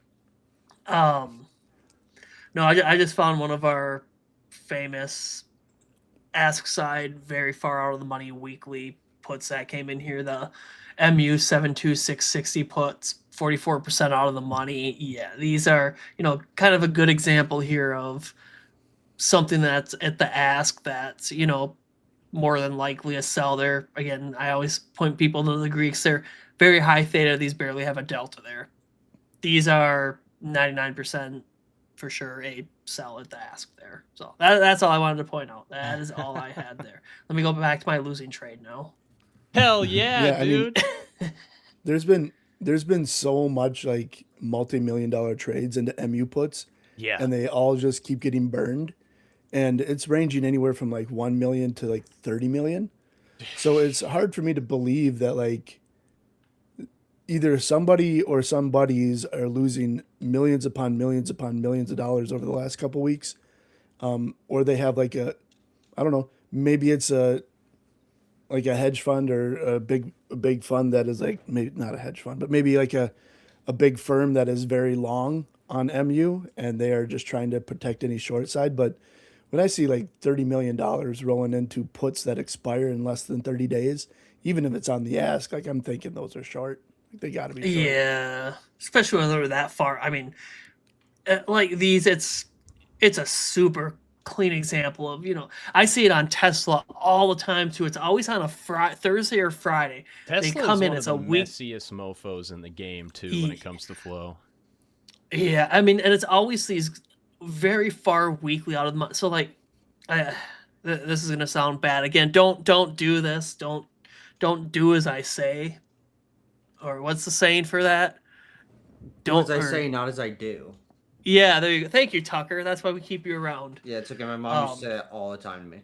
And then she would do things. Yeah, I thought we kept him around to bully him. Clearly, it hasn't worked out for you. No, I mean, like, you see those on Tesla all the time, MU all the time. Like, that's where I'm, especially like the Teslas that are like 55% out of the money for the weeklies. I'll sell naked premium on those, naughty. But I mean, the odds of Tesla dropping 55% in a week, probably unlikely. Same with the MUs here. I mean, they're priced at $1 a contract for 6 days for 44% out of the money.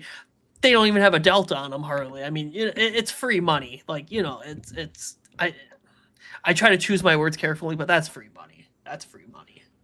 I mean, for them, there's if you have a broker that's going to let you sell naked is one thing. Yeah, Webull will let you if you have at least 10K in your port. Wow, which is kind of nice. Yeah.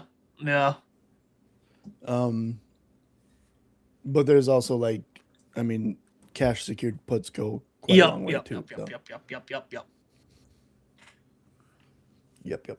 100%. Hey, I got out of my trade with a small win. I'll take that. I'm happy I got out though. Got a little kitty on that entry. Right now, it's the end of you and me. It's too late. Can't wait. Is that what you sang to the maid outfit as you took it off? Yeah. Wow, what an awkward question. He's been really, really horny ever since the Wednesday episode, and I haven't been able to dodge it. I haven't been able to do anything.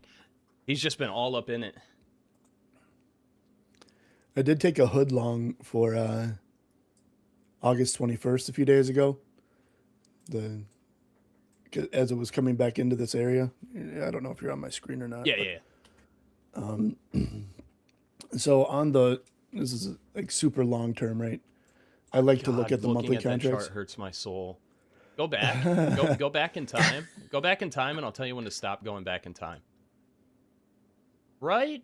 You see your nice little shelf arrow there. 2024. Down farther. Yeah. Way down there. Yeah. A little more. Little more.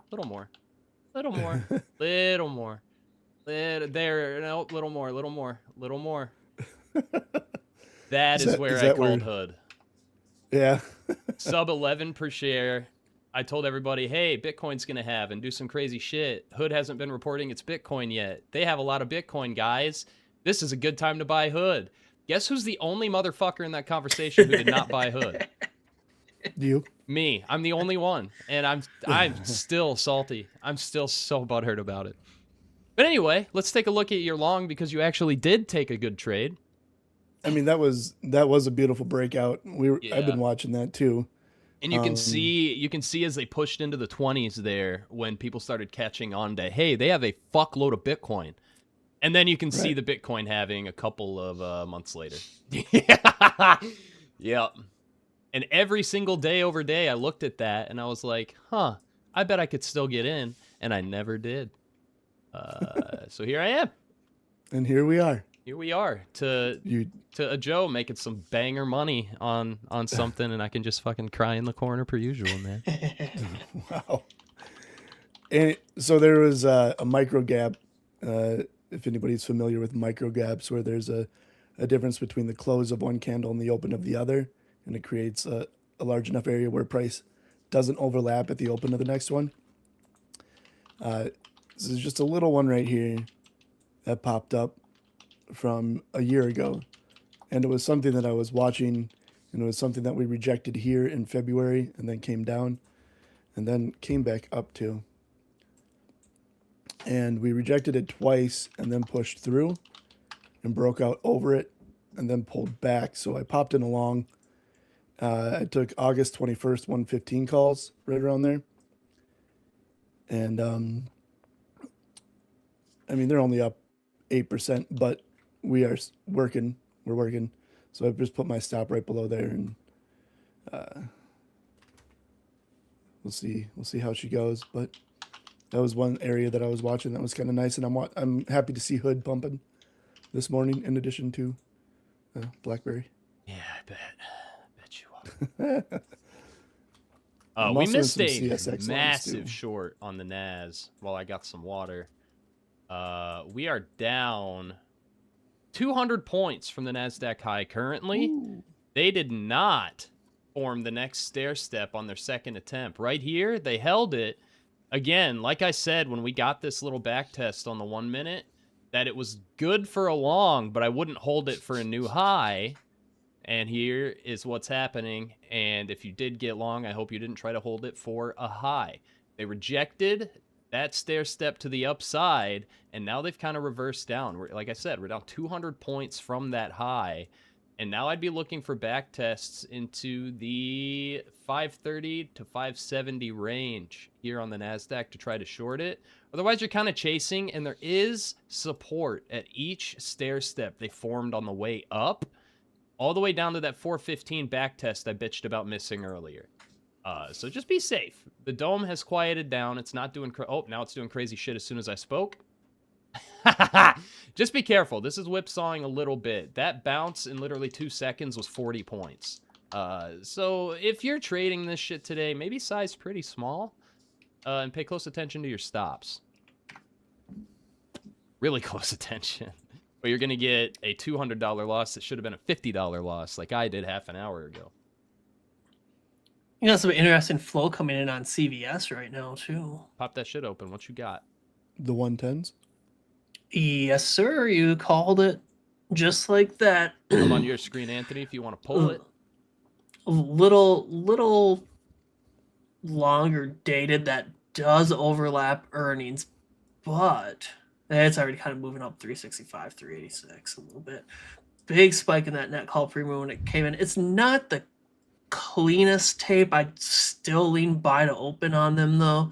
Again, that flow comes in, you get a big spike in that IV. Keep an eye on that spot price here. That spot price, we're going to see an ascending fill here at 8 point. Well, it kind of descends there, and then you get that spot price increasing here at the end here. I would still lean these are buy to open here. Again, it's not the cleanest tape here. I would lean buy to open still. I mean, just with that spot price increasing, especially on the kind of heavier size here towards the end, you just see that spot price increasing there. I'd lean buy to open on those. Big spike in that net call premium. It's up on the day. It does overlap earnings. That's kind of my yellow flag on it. And then also after that, hey, look who came in. Our favorite whale, our weekly 39% out of the money premium seller, clockwork, and I promise it's not me. Clockwork orange, given the nature of the show. I mean, 39% out of the money. Yes, these are at the ask, and again, if you strictly just looked at this from a flow standpoint, well, actually, these you get an IV drop here, so I take that back. What I was going to say there. Somebody's mowing outside my door. You guys can probably hear it. I don't think the show can, but it's pissing me off. Yeah. I am short, by the way. I did exactly what I said I was going to do. We're in it, and I'm probably going to take it here. Because this is the account we don't care about, but if we could save it, I'm fucking gonna. So I'm just going to show exactly what we did there. Because it can still keep going, but I don't trust it yet. And then we'll get back to that flow since I am so good at interrupting for no fucking reason all the time. Literally right here. I wanted them to test the bottom of this shelf. See how we're getting these wicks on each bounce that they sell off? I entered this candle right on that wick, basically, because they were testing what was support on the drop that they bounced off of before they rejected and started this next dump. That's a stair step. I look at these as stairs. This is another stair they're forming now, so I entered it with a stop right above it. And they did not take my stop, they just continued down. Now, I don't want to chase, but if I did, my stop would be on this current 1 minute candle. And I still think they can back test up here again. But nice little whatever the fuck math says. How many points was that? Fucking 200, 3, 6 per point. 6 per point. What's 200 divided by 6? Help me. I can't math. 240 divided by 6 is 40, so... We can just go there, and here we go. If they set a new local low here, back test to the bottom of this shelf become the same entry that this one was, because it's just doing those stair steps again. But other than that, we're chilling. This account is up 329 total across 2 scalps. And I'm going to keep fucking with this one. This is the one that was dead, and we're saving it. We are undeading it. All right, let's look at stuff that matters now. There was some interesting flow that I saw come through for SWKS a few days ago. Skyworks Solutions. Uh-oh. Yeah. Uh-oh. Uh-oh. Uh-oh. What are we uh-ohing? Is it the specific Skyworks contract with the big... Yeah, more shit talk. Let's go. Let's go. If it's the one I'm thinking about. Oh, yeah. Yep. We'll let Joe go. Hey, man, talk your shit. I like how Snore pointed that out in the stream, too, yesterday. Yeah. Like, at the beginning, he's like, I see Anthony's in here. I was like, yeah. Dude, that. Oh. Anyways, go ahead, Joe. Did you take the long, or what? No. This no, was he a roasted the handoff. naysayers. Yeah, there were a lot of people kind of... Yeah, you can do your read on it, and then... Because I saw... He's actually talking about one specific person, but he's being nice. Yeah, actually, there's a couple I saw doing it there. I saw a couple. Yeah, you can do your read. Go ahead, sorry. On the 22nd, there was 7.5 million that came through on these SWKS 95 calls for August. They came through around 3:36. They got hit I'm pretty sure it was in one big hit. Yeah. So right around $6.5 million just in that one block. And then the next day, without any volume, 20,000, it all just disappears. But the OI doesn't seem to update on this. Well, no, it did update. So you got the 22,760 volume come through. So 22,200 transferred. And then on the 23rd, only 1,500 volume, but boom, 20,000 contracts leave. So that means somebody exercised, but these aren't in the money. Reporting issue.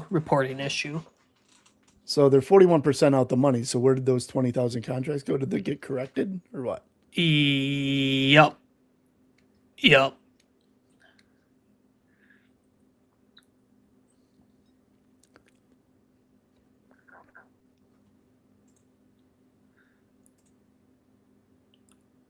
So, pop that back. So go back up to the top of that, Joe, and then pop the days of expiration to 30 days. That volume, yep. If you kind of just do a rough calculation there, it's roughly the same there as that big candle there. When that came, because I saw some Twitter accounts saying, "Oh, it's an automatic double down." I was like, "Do not assume it's an automatic double down, just because it's traded at the ask."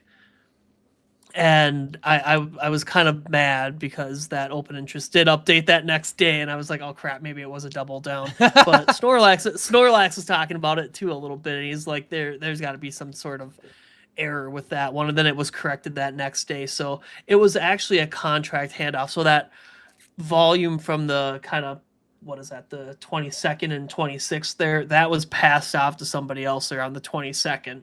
So what would have happened if the error wouldn't have been reported wrong there? So that 22,000 on 622, you would have saw a big change in that open interest. It would have stayed about that 21,000 at the time.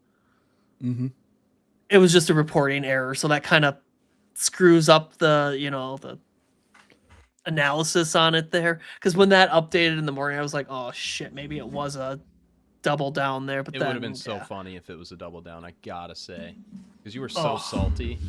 Yeah. Oh, dude, it just annoyed, because not everything at the ask is gonna be an add or a double down there. So I mean, it's like, because now look at them. If the people that posted that, they absolutely created bag holders because they got back in at 336 and now they're down at 145. So I mean, it's and you're this isn't you, Joe. Don't worry. I'm not talking about you at all. Nick knows who I'm talking about. Other accounts, but because they will always say everything at the ask is an automatic add. That is 1,000% incorrect. You need to unfollow those people. You need to report them for lying. You need to report them to the SEC, everything. I don't care. It just bothers me when you're teaching people the wrong way. Man, I don't know if, given the current climate, if the SEC is going to give many fucks about anyone doing anything true. right now. True. It just bothers me when people are teaching it the wrong way. Like, this is 100%. You need to double check that open interest. I don't care if it's at the ask. Like, this is, common sense. Hey, you got, let's just say 11,000 there. 10,000 here, you're at 21,000. Hey, you have another candle that's roughly the same exact volume coming in. I wonder what's going on. Either, it's always going to be three things with the open interest like that. That open interest is going to increase, which would mean it's a double down. That open interest is going to stay roughly the same, which would mean contracts are being passed off, or that open interest is going to drop, which means they're closing them at the ask. And that's all that ask side and bid side volume is. Yes, it kind of gives you an idea of what that flow is good, like what way that flow can potentially move. But you see it all the time. There's flow that comes in at the ask that absolutely tanks. But there's I'm trying to think, I'm trying to think of a nice way to put it. Nice way to put it. The gears just let it go, turning. man. Just let it go. Yeah, no, it just bothers me when people are teaching it the wrong way. Dude's gonna give himself an ulcer over SWK. Pretty much.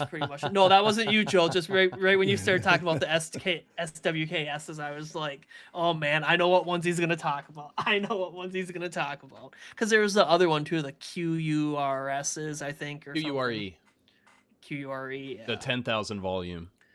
I got it right here. QRVO. Yeah, no. Oh no, it was this one.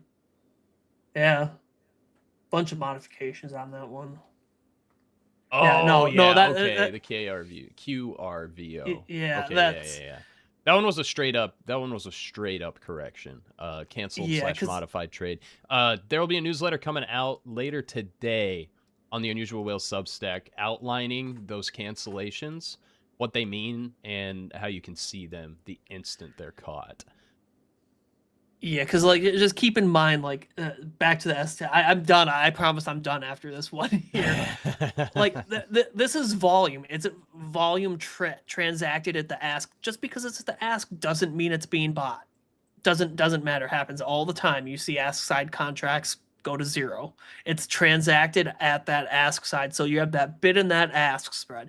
It's being transacted more on that ask side. So it's marking it as an ask side trade. Yes, you can look at the IV. Yes, you can look at the spot fills and kind of assume which way that flow is going to go. Again, it's not a science when you're reading the flow. It's not going to work 100% of the time.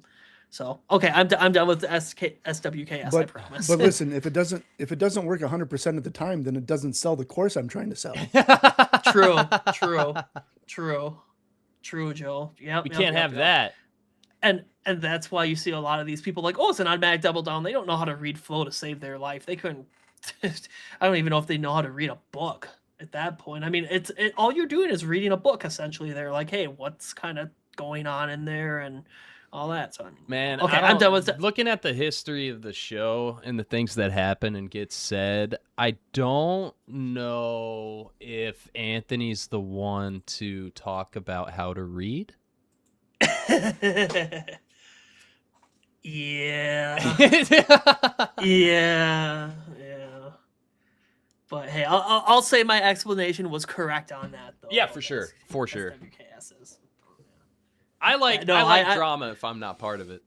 I'm happy that you brought that up, Joe. I'm so happy you brought that contract up because that just got me going again. That's yeah. There's a couple accounts that were posting, oh, it's an automatic ad. Like, no, it's not. And then, of course, I look stupid the next day because that open interest up increases. But you know, hey, you got your correction. Everything's fine. Yep. I feel like Snore just went into the and corrected everything across every market and broker. Wish you could do that. That'd be funny. I'm just clicking. All right. Anyways, I'm just clicking through my my interval flow, seeing if there's anything really worth talking about. And my flow today is not ideal. I don't really have anything since those Tesla puts from like 10 minutes ago. Yeah, I'm not seeing much on mine either. What time is it? 10 almost? Some meta popping into the game. Meta 635 calls for August 7th. What are we looking at? And then I saw some other meta pop into the option screener and leave too for 3 days out. Let me see if I can find it again. Everybody in the myriad chats, feel free to drop any ticker or flow requests. We're keeping it loosey-goosey today. I may or may not take another trade. We'll see. They probably left after my rant, man. Your rant just scared the shit out of everybody. Well, I mean, like, if you're posting stuff, like, you need to be kind of, you know, liable for what you're posting. If you're teaching people the wrong way, you're going to teach oh, okay. No, I'm done. You can't teach people I mean, you're like Joe said, you're trying to sell a course more so. Like, you're just trying to put content out. Like, I mean, you see a lot of these accounts, they post like 60 pieces of flow a day. There are not that many good pieces of flow a day. I don't even see that many in a week, hardly. And yeah, your mileage may vary. It depends on how picky you are, to be honest. Well, I can tell you the ones selling courses aren't. Okay. Anyways, I'm done. There are some people that just straight up spam flow. Oh yeah. Yep. And then like, oh yeah, they come back and they're like, look, I posted this 3 days ago, and it's like, yeah, but what about Look at the 700s that all expired worthless. They cherry pick the winners. You're gonna have a couple winners in there. I mean, like, I mean, Hey, one thing viewers can be confident about is that we don't cherry pick here. They see me lose plenty. Yeah. Well, and that's like me too. I'll post my flow for the week. Yes, there's gonna be losers. Like anybody that says there's not gonna be a losing trade is an absolute liar. I wish there were losing trades. That'd be awesome. But, That'd be dope. We'd all be fucking rich and playing in Fantasyville. And if every trade was a winner, this show probably wouldn't be a thing. Yeah, I'd probably be in a mansion somewhere and not caring what you're doing right now. If I ever get that filthy rich, y'all, the sign will be I disappear. Hey, Kesu, don't fucking do that. Jesus Christ, crypto homie. spammer, I'm guessing. No. Somebody is on suicide watching my chat, apparently. Don't do that, bro. There's numbers you can call. I'm going to paste it, too, just in fucking case. I think in the U.S. it's 988.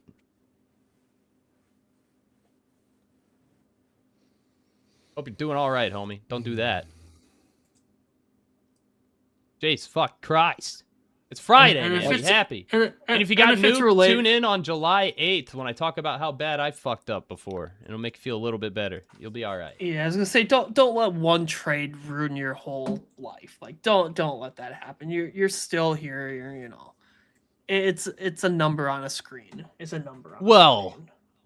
Well, yeah. You know, I'm just to an extent. Watching ES here pulling up and holding the 9 EMA. Yeah. Is I'm still eyeballing for a NASDAQ rejection, but they did not set a new local low.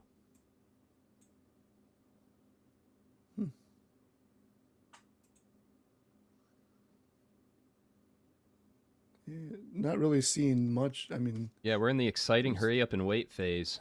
This little setup here that we can't quite get over that and turn back to the upside, but yeah, I mean, it's almost it's 10 o'clock central, so 11 o'clock out on the east. Almost lunchtime on a Friday. Margarita time. Margarita time. Right. Not for me. I gotta find those. You guys doing anything spicy over the weekend? I gotta mow the lawn. Do we? That's real spicy. How much rain did you get by you, Joe, on what was that, Wednesday? I think it was Wednesday. I got an inch and a half in like 30 minutes. I also had an inch and a half. Yeah, I bet you do. Yeah, we knew what that was about. Yeah.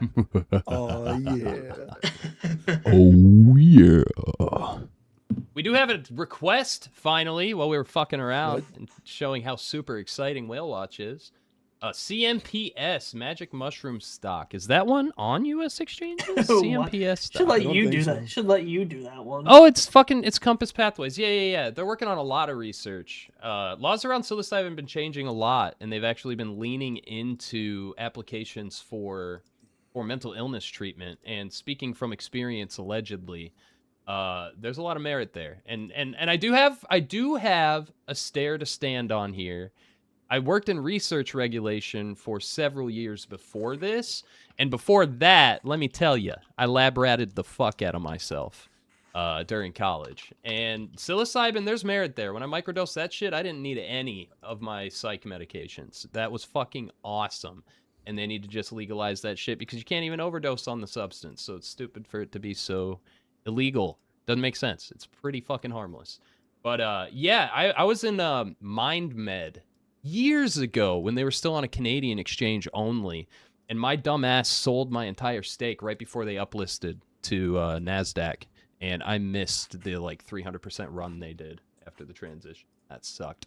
But CMPS is up fucking like 6% today. Did we have any flow on CMPS? CMPS Compass Pathways. See if we had anything worth looking at. Obviously, net call premium is above averages today. They're up almost 6%. We had a couple flashes of net call premium back on the 22nd, but they might have in and outed that. Look how we spiked in that net call premium just for it to shit the bed and to close on that day. What are we looking at with high open interest here? Given a lot of the way things are looking for psilocybin research and application, I'm willing to bet we see some high open interest on a lot of names in the space. This one, we had our biggest transaction on these $10 calls for January. Again, pretty farther dated, which kind of makes sense with a name like this where you're kind of waiting for news and legal changes, essentially. 10,000 contracts transacted. They basically all carried over into the next day. We do have 97% of that filling with no side, and since it's a round number, I'm suspecting cross trade. It is indeed a cross trade. I don't like those. There's not a whole lot to know what's going on with cross trades. You'll see that tag under the flags section here now that I set it to full screen. To make it even more fucking annoying, y'all, it's a multi-leg trade that is definitely an opener. We only had 6,300 contracts in open interest on the $10 call. We only had 4,600 on the $20 call of the same expiration date. So we can be fairly confident we're not seeing a roll because there's not enough contracts for 10,000 size to close out. The size of that one order is more than the volume prior to that order. Combined with open interest, we have a confirmed opening trade. Given the nature of it, we've got $10 calls, $20 calls. The 20s are filling at the mid. The 10s are filling at the ask. I would almost assume they're selling to open the 20s to hedge against the buy to open on the 10s. Hard to super speculate, though, because like I said, they're both cross trades. Cross trades are essentially agreed upon terms and transactional prices for options. It's not a super clean national bid best offer transaction like you see with floor trades, with block trades. This was planned, if that makes sense. Person A, person B, entity A, entity B agreed for this to be happening. We don't know exactly what's going on there, but it does look like a called debit spread to me, buying the lower strike, selling the higher strike. Hard to be sure. I hope for them that that's what it is. They'll be up a little bit today, but I mean, Compass isn't exactly on the moon. We're trading sub $15. Those 10s are in the money. The 20s are obviously not. So the 10s are going to be up from their fill significantly. The 20s, not so much. We have high open interest on these $13 calls too. When did these come in? Oh, these came in over a couple of days, it looks like. But we've got some nasty bid fills coming in. What's that IV do? It spikes a little bit on the no side cross trade. But again, yet another cross trade. It's hard for me to feel confidence in cross trades unless I have surrounding flow that shows me directionality as well. So just like with that spread we looked at, I'm speculating. I don't know for sure, and the cross trade makes it messier. But it feels like pretty bullish flow to me, but it's kind of hindsight already. It's trading above 15. Those 10s are in the money. These ones also, I mean, they're deep in the money now. I wouldn't chase. I also haven't updated myself on changes with legality. The last I knew, they were allowing U.S. universities to start researching it again, starting in Colorado. Those homies like to they like to do their psychedelic research over there. Canada's been doing it for a hot minute now because they don't give a shit about long-standing anti-substance stigma, which is dope. But what are you gonna do? That's all I got for Compass. It's ripping today. Not a lot of spice to be had that hasn't already moved. We got a direct request for a contract from our man Full Metal Mex. Anthony, if you want to tackle this bad boy. I got her up. The CAPR 20 put for 821.56. And Joe, you made me laugh in the chat. That's all I gotta say. Nickel seed eventually, and yeah, I saw it. Yeah. I mean, and let's just say I agree with everything. Yeah, allegedly. Okay, these CAPRs here, so they overlap earnings. A lot of flow is going to overlap earnings right now. Just kind of, earning Q, what, 1, 2? Yeah, Q2 earnings. No. You'll March, get April, there. May, We'll let them work it out. Yeah, Q2. Jeez, man. Q2 earnings will be coming in. Real quick, I gotta about... pause you because Joe's bouncing to the exact time signature of I'm on a highway to hell. Highway to hell. All right, you can continue.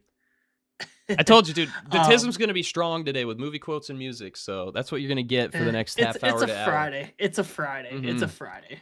I turned 30 fucking 3 tomorrow, so I'm going to get a couple of videos done for UW today, and then I'm going to fucking piss and moan about my aching back. I was going to say, I need you to work this weekend, all weekend. Yeah, no. There's a reason SNL doesn't happen on Sundays anymore. I'm not doing that shit on weekends so much. All right, these CAPR. So yeah, we're gonna have Q2 earnings starting in about a month here. Banks coming in first. So just kind of be aware of any flow that's overlapping earnings. Obviously, a lot of bigger names, Meta, Microsoft, will impact the sector. So just keep that in mind.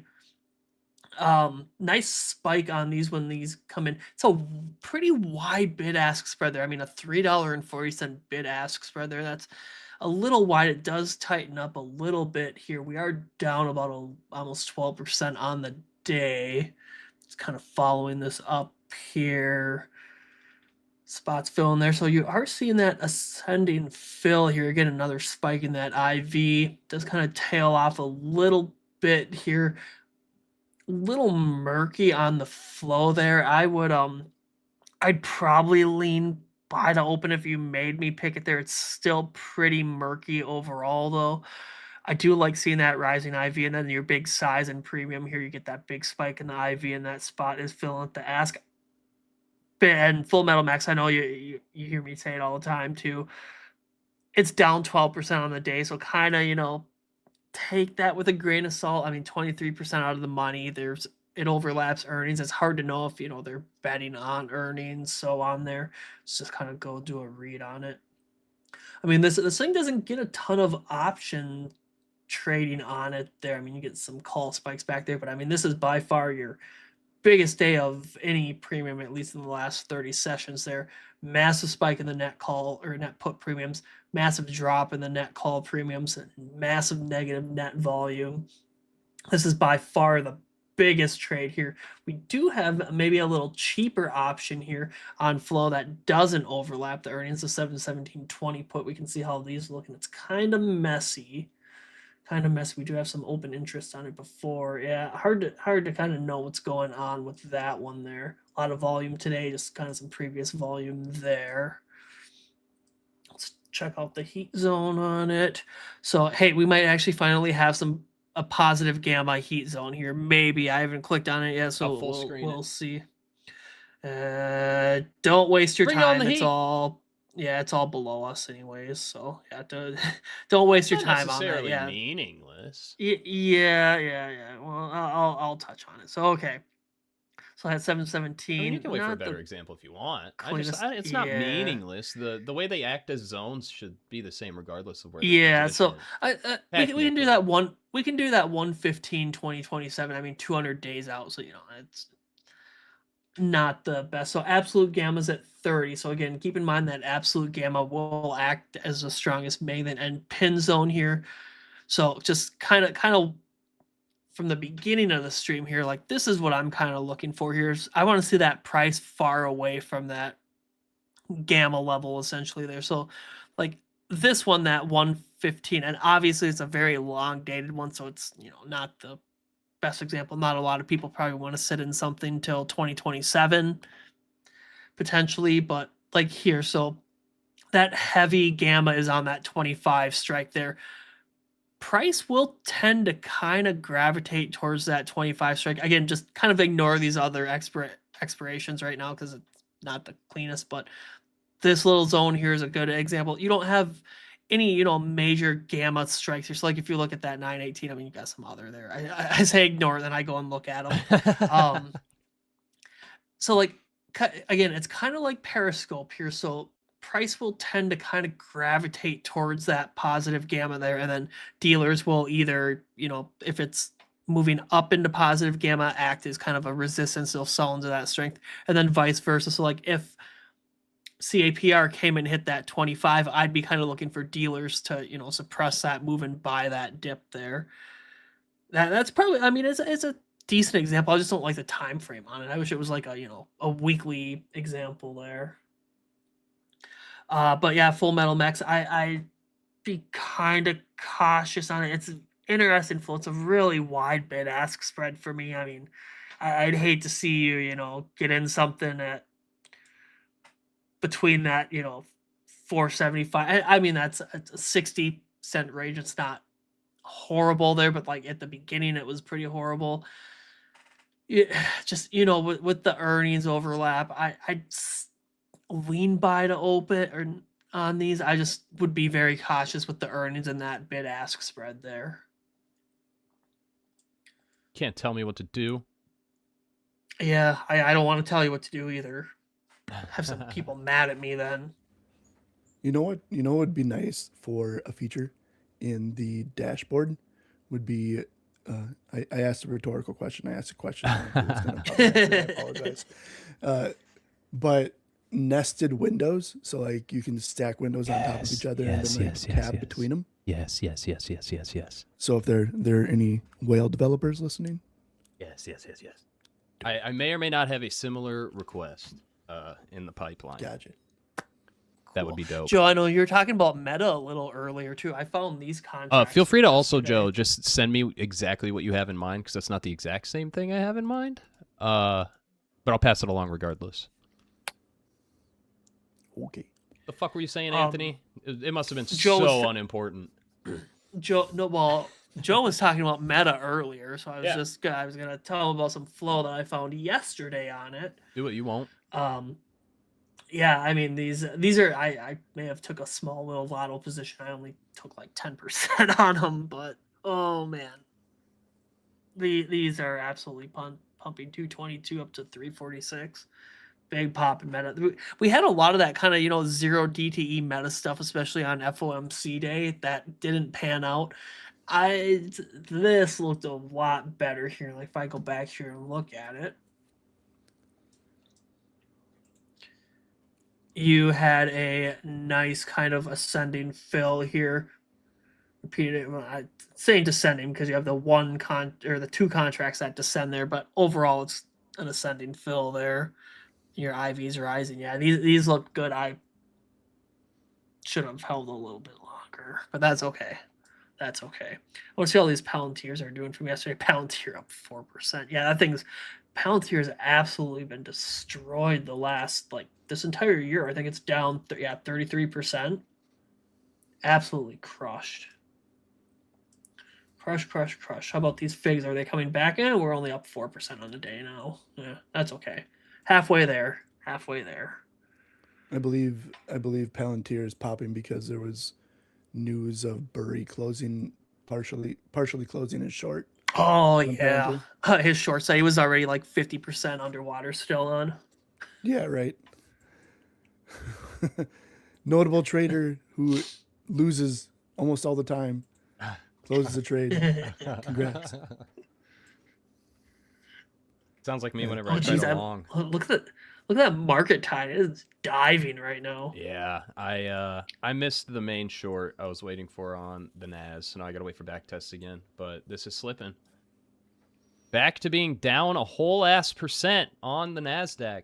I'm gonna hit them with a quick graphic, and then I'll be right back while you guys flirt when I'm gone. Enjoy your piss break. I'll do my best, man. I'll do my best. It's hard, Is it though? Don't shoot. Yeah, it makes it really difficult to piss. I don't want to. Make sure you don't shake it too much. I was like, please don't go further. Please don't. Oh, he did it. Okay. Oh, you missed it. I think it was on Wednesday. And he was singing the Blink 80 or geez, man. Yeah, I'm glad he's not here. I'll let him explain when he gets back. The one where you don't shake it, whatever. Oh, we already looked at these here. Oh, Tucker sent another blanket request here for TTD. I can do that here. The trade desk. Trade desk. Yeah, not a lot of kind of premiums recently. Big spike in call premium back there on the 12th. I just want to go look at the 12th. Just kind of scan through here. Oh, a lot of these are already expired here. This guy doesn't look like it's expired, but it might be a little messy. Yeah, a little messy there. This guy. Oh, this is kind of a clean one. 80% of all the money. Pretty long dated, though. It's multi-legger, and it's a roll there. So they rolled it from that 47.5 down to that 32.5. Let's see if there's anything, new on this, though, today. Oops, I almost went over to July already. Can't believe it's already July almost, man. Let's see. Looking for it today. We're only about 3 months away from snow. Oh, God. Yeah, I don't know. I don't know if you looked at the weather for next week, man, but It's going to be hot. Not excited for the 90s. It's supposed to rain like all next week for us too. Like it's gonna be like 90s with like 105 to 110 real feel. It's gonna be like fucking 95% humidity. Yeah, I am. The Midwest sucks, man. We get anywhere from like -20 to -40 degree temperatures in the winter just because fuck you. And then in the summer we get some fucking southeastern shit with the swamp ass. Like, let us pick one. Like, you go Minnesota to many parts down to like Illinois, Iowa, some of Nebraska, all of the Dakotas, and it's just a big middle finger year round.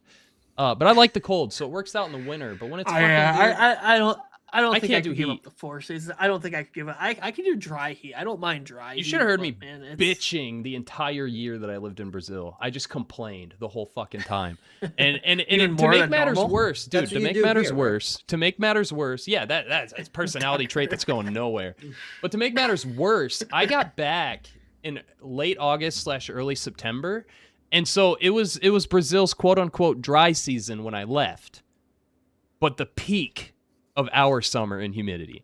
So when I got on the plane in Brazil, it was like 80 degrees, 40% humidity, kind of whatever. And I got off the plane in Iowa, it was 92 degrees and 98% humidity. Real feel was about 107, and I was fucking pissed. I was so mad, dude. As soon as I stepped outside, I sweat through my shirt, and then I had to ride my only vehicle, my motorcycle, in that heat for about an hour and a half. I was pissed. I don't like the heat. Don't you like saunas though? No. I mean, I'll go in a sauna before like a really hard workout to loosen up, but I don't like saunas. I don't like being hot. No. Being hot sucks, man. Dry heat's fine. It's just the humidity. I sweat when it's -20 out. When it's fucking 100 degrees out, I'm dying, dude. Oh, I know. Look at my face structure and skin, dude. I was bred and born for the cold, and that's it. Oh boy. Yeah, I know. It's like in the basement here, it's like 59, but like upstairs it's like 70. I'm like, and then of course, the person who makes all the rules turns the thermostat down to like 68, and I'm like freezing down here. I'm like, I'm dying. So I'll go upstairs and like secretly turn it back up. Then she doesn't notice for a couple days. You let other people in your house touch the thermostat? Ain't nobody touching my thermostat. Yeah, I know, but she makes the rules. So like, I'd prefer not to die.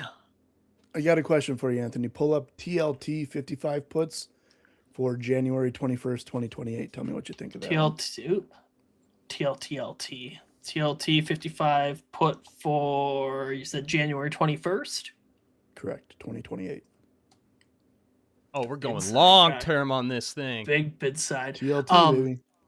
Quick before I get to that too. Yeah, Riz Wanyol, sorry. I didn't see anything really for TDD there either. That gamma read wasn't that good either. Otherwise I would have kind of touched on it there. All right, yeah, the 121.55 put. Very long dated. Obviously TLT has a lot to do with rates and all that too. Oh, let's see. It's a multi-legger. Do we want to guess if it's a roll? Ooh, we got a mid-side here. Nick is kind of your expert in multi-legs. When I see a multi-leg, that's a fucking word to use. I just kind of. What the hell did you smoke this morning? Share. Compared to me, man, if I see a roll, I'll be like, okay, that's a roll. But what is that ratio too? That's a 4 to 1. That's 4-1. I don't know about that. I'm not even gonna try, especially since the fills themselves aren't clean either. You know, could it be a roll? Sure. I mean, the fills on the 55 are directly on the bid, but no, it's on the bid, but the spread is a 1730 spread. Yeah. Yeah. And then basically a perfect mid-fill on the 80s. Right. Oh, yeah, Nick can probably answer this. When it pops in that strategy identifier, do you know how accurate that is? It's just giving you obviously it's a couple ideas. examples. There's no way to know for sure unless you place that trade. Okay. They're just possible what it could be based on the structure. Yes, there is Okay. absolutely no guarantee that the spreads listed down there are the spread. They just give you an idea. Yeah, I know. It gives you a couple on them too. I mean, I just didn't know if it's it actually pulls in that what it potentially could be there more so. Yeah, I mean, because like this would say it's a put front spread. I couldn't even tell you what that crap is, man. Spreads are luckily not there's definitions for all of the spreads on the Unusual Whales website, come down here. Info Hub, and Strategies page. Or if you come down here too. I mean, we've got Mr. Whale too. What does Mr. Whale? Yeah, damn right. Mr. Whale's going to be pulling from all of the stuff he's scrolling through, and he kind of does it for you. But with those fills, I don't think Mr. Whale's going to have a concrete answer either, and I sure as hell hope it doesn't, because the way those fills happen, it's be pretty hard to tell. Oh, man, synthetics. Synthetics are swinging a big dick. Plus, it's a floor trade, which could be literally anything. From what I've seen, just like from the way, like as far as I know, like things that get reported as floor trades could easily be like two traders that had an agreement from earlier in the day, did a deal, and then it got reported, and it could have like absolutely no bearing on the spread or the fills or anything. So I noticed too. I don't know if you noticed it a lot, Joe, but floor trades, they always seem to get modified. It's not all of them, but every once in a while. I mean, compared to just like normal flow that doesn't have a tag on it, it seems like the floor trades always get modified or canceled. I couldn't tell you why. It's just really odd. There's always something fishy with them.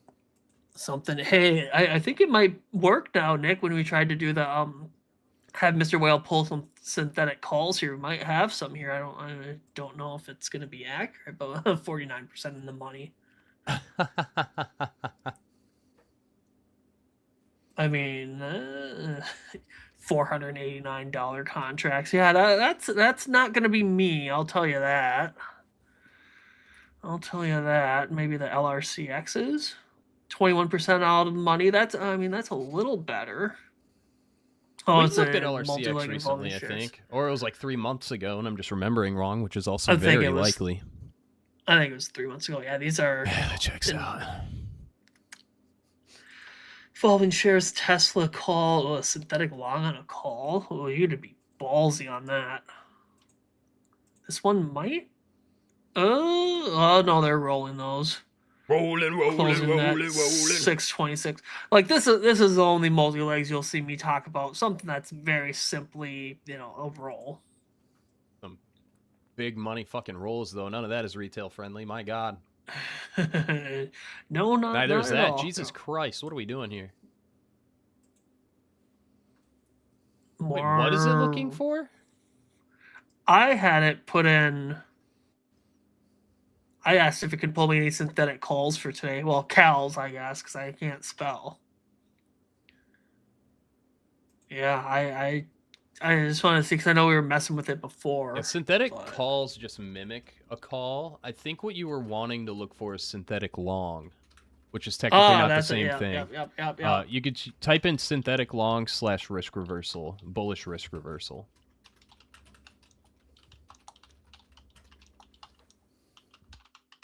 You can see I don't trade multi-legs. I don't trade synthetics either, dude. Holy shit. Where's Nate when you need him? I don't got that kind of fucking money, dude. He did take a synthetic not too long ago, and I was like, you are a fucking psychopath, Nate. Oh, let's see.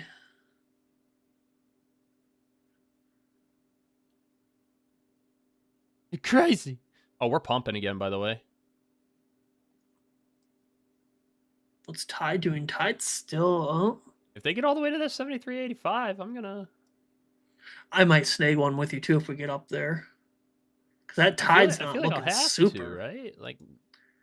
I mean, I might take a snag with you there, too. We'll see what that... Maybe we'll have an update by then. NASDAQ's struggling to set those highs, though. Only the S&P's doing the push right now. NASDAQ's up a lot from its back test. And funny enough, actually, I am kind of upset I wasn't paying attention because I said if we back tested 415, I would long it. Yeah. Yeah, don't act like you're disappointed that you missed it. No, I gotta get better at longs, man. I keep saying I'm gonna do it, and then here I am 10 minutes ago. I did not do it. And they're up 160 points. Jesus Christ. Well, at least my levels work. At least my levels work. It is what it is. All right, Dow hit a new high as well. Yeah, Dow gave no fucks, man. Like yesterday when we had that big dump-a-rooney do across the markets, the Dow set a new all-time high right before and then again right after. The Dow doesn't give a shit. The Dow's over 50,000, guys. The boomer index. Therefore, nobody in the world is suffering because it's over 50,000. The boomer index is the carrier, though, man. They just added actually. All right, let's see if Mr. Whale pulled in anything for that. Doesn't look like it's pulling in Mr. Whale anything today. Give me a dream. Give me some flow that I can trade to D. Oh, yeah. These almost look like rolls again. Rolling. Why are we looking at... That wouldn't even be a synthetic long. That's not a synthetic long. I think you confused or Mr. Whale got confused. I pulled bookmarks watch list. Oh, your bookmarks. I didn't even ask it to, though. You said pull my synthetic longs. Oh. Hey, remember what I said earlier about the whole reading thing? Anyone remember? Anyone remember that? Ooh. Can you pull examples of synthetic longs? Any new synthetic?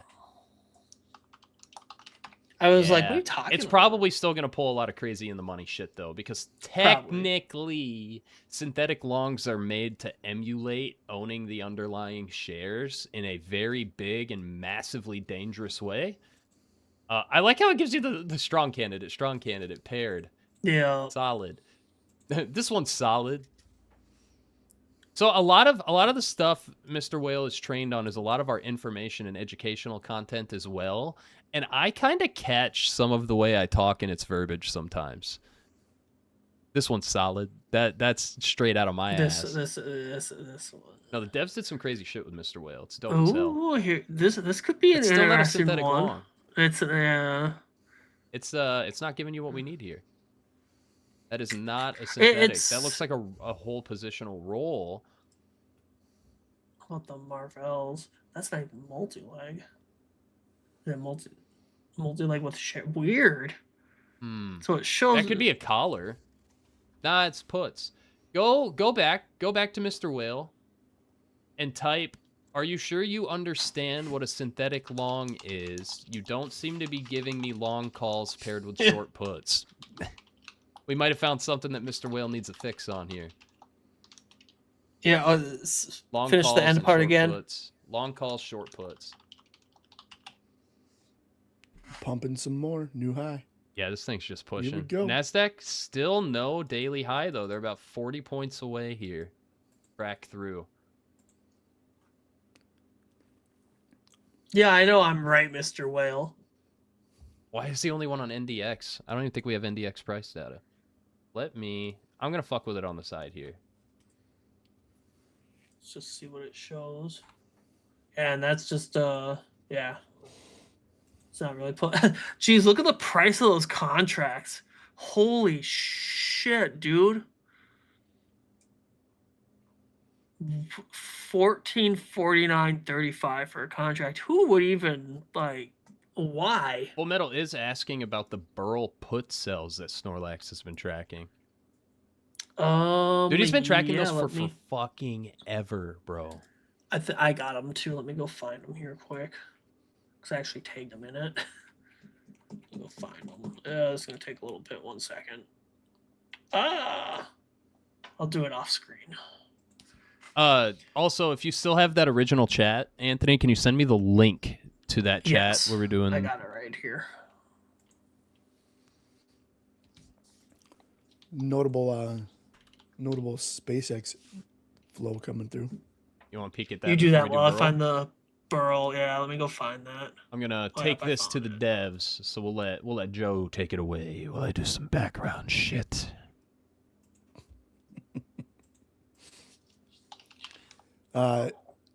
So some SpaceX 160 calls for August 21st.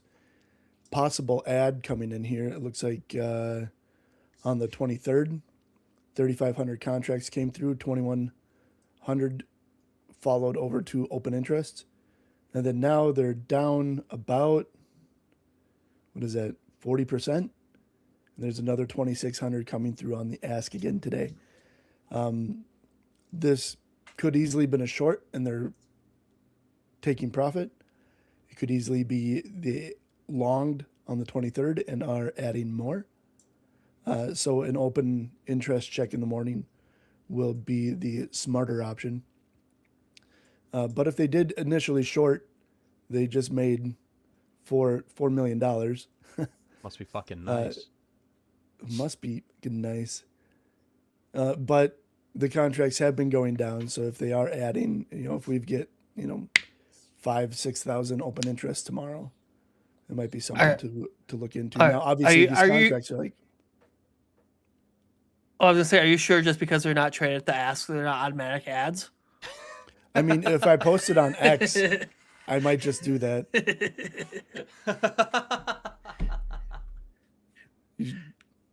I am rename independent. myself, I am independent to this conversation. Hey, wait, we didn't name names. We didn't name names. We didn't name names. I but bet there's I a good could handful rename. of people who know. I could rename myself on X like Joe. Don't do it. Flo. Joe Flo. Cup of flow. Oh, Hey, that'd saved be- yourself hey, there. Saved yourself. There's your marketing. There's your marketing. Hey, you just missed your short too on SPX. Yeah. You just missed it. Yeah, the Nasdaq had a really clean rejection. They still didn't get to the high though. The Nasdaq got about 4 points away from a new high. Seller said no. I Seller had to said be a this is smart not an ass. ad. Are we sure? Are we sure? Are we positive? I am watching D-Dog for a possible shares trade to the upside. Contracts are ridiculously overpriced, and there is what looks like where did it go? D-Dog? Dude, oh my D-Dog. god, that's bringing back flashbacks too. Fucking PTSD shit. I So saw so many there's a people spread- get nuked during the meme phase with D-Dog. Yeah, it was bad. But there's a spread for January 21st, 2028. Looks like someone longed the 140 calls and shorted the 150. But those are deep in the money right now. I mean, D-Dog's at 232. But this is a very nice setup that I like to watch on the daily. It is putting in a pivot. I'd like to see it over 238 for a back for a run up to highs in the 270s, possibly higher. Boom. Boom. Cool. I have that Burlington short put open too. Word, I'll flip over. Pan W also similar setup. I think we might see cybersecurity make a big run, like big run. Yeah, 'Cause there are multiple- software has just been crushed this year. I mean, it's a discount if you're looking for Yeah, shares. there's that for whole a thing. They're calling it long-term like the port. SaaS apocalypse. Uh, I was like, I don't know, think- guys. I Just think- wait. I think companies and people are starting to realize that AI isn't going to replace software. It's actually just going to make coding it more efficient for the people who do it and make their software better. So I think that's a lot of what we're seeing, especially in the cybersecurity world. And the stock charts are supporting my thesis, to be honest. So Pan W, CrowdStrike, D-Dog, FTNT, all setting up for some what I'm looking at are some pretty decent moves to the upside. Same with even like trash pandas like OKTA. I don't like that company, but for whatever reason, they're setting up too, and their daily chart just made a nice pivot move back up to the upside here as price is curling back up. So something to keep an eye on if you're looking into something long. I definitely put some eyes on the cybersecurity world and like software in general. I mean, Microsoft is up 5% today, and they are pushing regardless. Obviously not. I mean, it's Man, not that's like a indicative- nasty Head and Shoulders there. Or Yeah, That was if a it- good bounce at the neckline there, though. or If it breaks, it might dumpster. It'd be like, violent. hard. they got to basically hold that test they just did because it's not clean, but Head and Shoulders can sometimes turn into that W pattern I was talking about. The problem is that rejection, like you just said at the neckline, it's right at the same type of shelf that I'll short. And look what it did. Straight back down to form the shoulder. I don't feel bullish on that chart at all. Maybe I'm the asshole.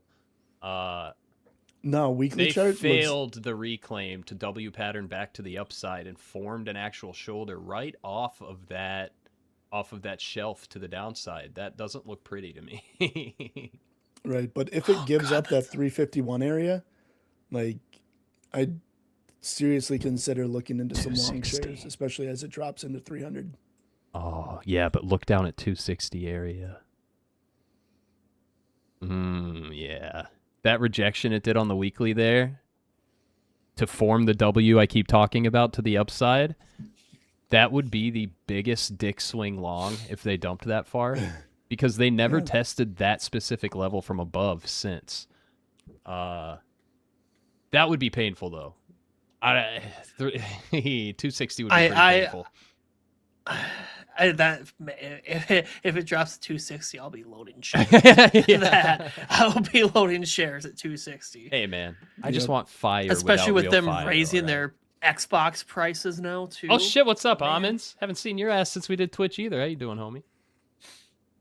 Yeah, I'm a little mad at Microsoft though, raising their Xbox prices. Dude, I've been looking to get a different another one in the basement just because That's what you get for being a console Neanderthal, Anthony. That's what you get. You barely even get mods. You only get mods from the goodness of their heart on what they decide to put into the content stores for Microsoft. Well, I mean, you have a computer that can game. What are you doing? Don't buy an Xbox. Yeah, like buy RAM. Cost when to I had save to now. carry, like when I had to carry you and Jay-Z and Marvels at one time. Yeah. You carried me. That happened. It's like I'm running around on the hardest hero in the game at like 30-6, and then there's Anthony that's like 3-24 down there hanging out on Iron Man. and the funny Congrats on thing, carrying. Congrats on the funny thing too was when we were done, somebody was in the thing. They were like, somebody was the Iron Man bot. Like, Yeah, I you was called him like, a bot. "Oh, are you kidding me?" That's awesome. No, it wasn't awesome. I didn't hear the end of it. There was a lot of entire Jesus time. Christ, Spidey, leave us alone, and then Iron Man's a bot. So bad. If you want to look at those burls, we can take a stab at that since we got tangented massively. And then we have a general request for TTD flow. And then I think we could probably send into the weekend in the next 20 minutes or so. Because I do want to get the video I'm working on done today before I just get couch locked for the weekend. Because I'm gonna. And I probably have to replace this hard drive because it is glitching while we're live for the first time. And we looked at what my hard drive costs now on Wednesday's show. And I'm not feeling so hot about having to replace this hard drive now. No, man. It was like NVMEs are $200 also when I got ridiculous. it 2 years ago, dude. And this exact hard drive is like $700 right now, and that's fucked up, man. That's Storage fucked and memory up. are like becoming more expensive than the It's computers bad. themselves. It's bad. Yeah, All of the memory companies are moving to doing commercial shit only, like for the data centers. Like even Crucial, like one of the number one in terms of raw sales for consumer grade RAM, has officially stated they're not doing consumer grade RAM anymore. which means, guess what? There's less RAM from one of the biggest producers on the planet, and now a fucking toilet company from Japan is making RAM to try to pick up the slack. That's where we're at in the world. We have shoe companies doing AI data centers, and we have toilet companies making our RAM. What the fuck is happening? Yeah, that's... On that note, I think Corsair, before you get into your thing, Corsair CRSR could be a sleeper play. You think? What's it doing? I think. Ooh. I think it could be a sleeper. I think it's got a back test in it yet still. Well, This is the weekly. I gotta stop applying my 1 minute chart brain to high time frames. I gotta knock that shit off. Sorry, I Just almost, what do you- I almost I gotta exclusively knock look that at high off. time frames. Just... Jesus, dude. You are it could something be. else sometimes. Hey man, I do Tism what I is do. tismine. I do what I do. Tism is tismine. Also, Intel 75 puts for 7.2, 6 GTE on those. Someone came through with 145,000 on the ask. Let's pop that 31,000 open. 6 contracts. days expiration. How far out the money is this? 42%. I'm pretty sure they're short. Yeah, that's a short. I'm with Yeah. you. I think those are One shorts. of those famous over the weekend shorts. Or there. they're What's just the like, I gotta contract harvest price some on that? tax loss real quick. What's the contract price on that thing? Pennies. 5 cents. 5 cents. Yeah. 5 cents. I mean, hey, on the entire candle, how much is that again? My eyes are not working. 145K. I mean, hey, 146. I'll take 145K over the weekend. I mean, I don't know about you. I but- mean, I got a feeling mean, Intel's that's- not going to drop 40% in a week, but if it does And if it- happen, I think our futures account for the show is going to be pretty profitable because all I fucking do is short. and I'm sure. I mean, picking up Intel at 75 might not be a bad thing either. I wish I did the last time it was there. So do you and a Yeah, lot I mean, of other people. Before it got the Trump bump pump. Now, to be fair, they did do Trump bump they did pump. do some shit, but Trump pumped the shit out of Intel. Yeah, same Yeah, with I HPE too, a little bit. I think they're gonna try and turn Intel into America's TSM. To be honest, That's what Yeah, it yeah. feels like. That's what it feels like. They got scared because AMD started pulling up on them on the consumer graphics space after AMD was called second tier relative to Intel for so long on their chips and stuff. AMD came back in a big way to say get fucked on that in terms of affordability to performance in the last like 5 years or so. So I really wasn't expecting Intel to do what Intel has done because their main competitor was starting to beat that ass a little bit. Obviously, that's not the case anymore. They're going to be doing some shit. I think I agree with you. Going straight Well, up don't toward worry, bigger we'll grade all have- semis. We'll all have data centers in our house eventually, so it doesn't matter anyways. I mean, Just I heat the kind of house like with the it. idea of that, right? Stick a fan on it and just like pump it into the ducts. Yeah, just heat Free your heat? house. There were a lot of cases like in the middle to early days of mining where people would have like 6 or 7 server grade machines running and they would just blow fans out of that room into the rest of their house and it got hot enough to heat the house. Dude, I put my desktop in my living room at the time and I was mining Ethereum and I just took the side of it off and my living room stayed Yeah. comfortably warm throughout the winter. It's a space That's heater nice. that makes money. Now, mind Yeah. you, for those of you getting ideas, it is not cost effective anymore unless you have about Absolutely not. 10,000 machines. So don't bother trying. That ship has sailed and we missed it. The boat left and I wasn't on the boat. Exactly. Yeah. And I tried to swim, and let me tell you, it didn't work. Oh, do you remember when they were like sneaking viruses onto people's computers to hijack their graphics cards to mine fractional Yeah. coins? Yeah, Dude, it was crazy. what a fucking wild period. I feel like that COVID trading, that 2020 to 2023, that was I don't know. I had so much fun trading in that. Sway, Time I will period, link you that's- directly to his Twitter page. Somebody in YouTube has a crush on you, Joe. He wants them digits, brother. I feel like that. I I feel like that. He's like, hey, I'm trying to I hang feel- out. What's up?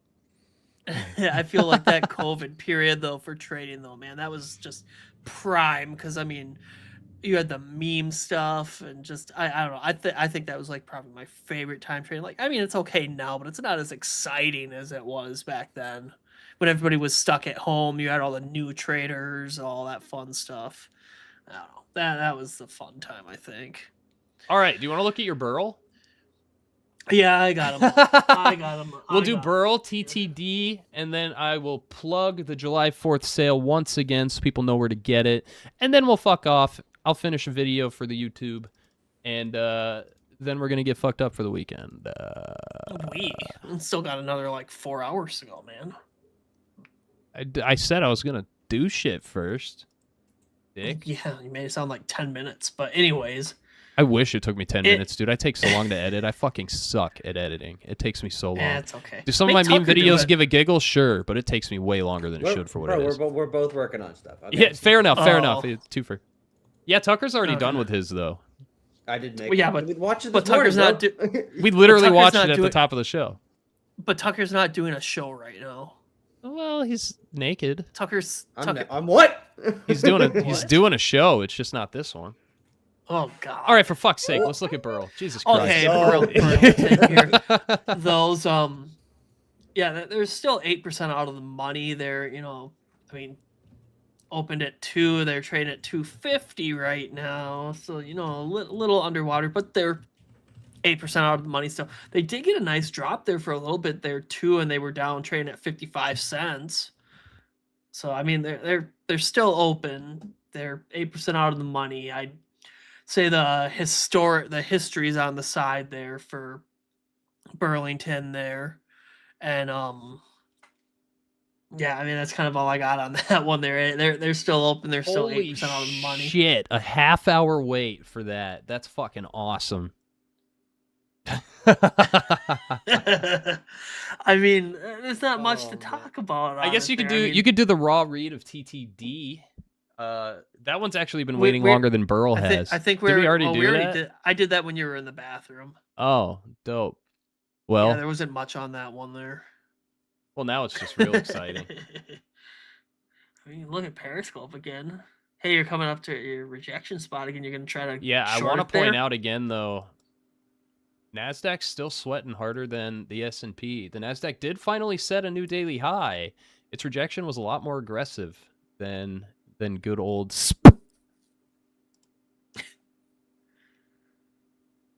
But yeah, not time to short yet for me.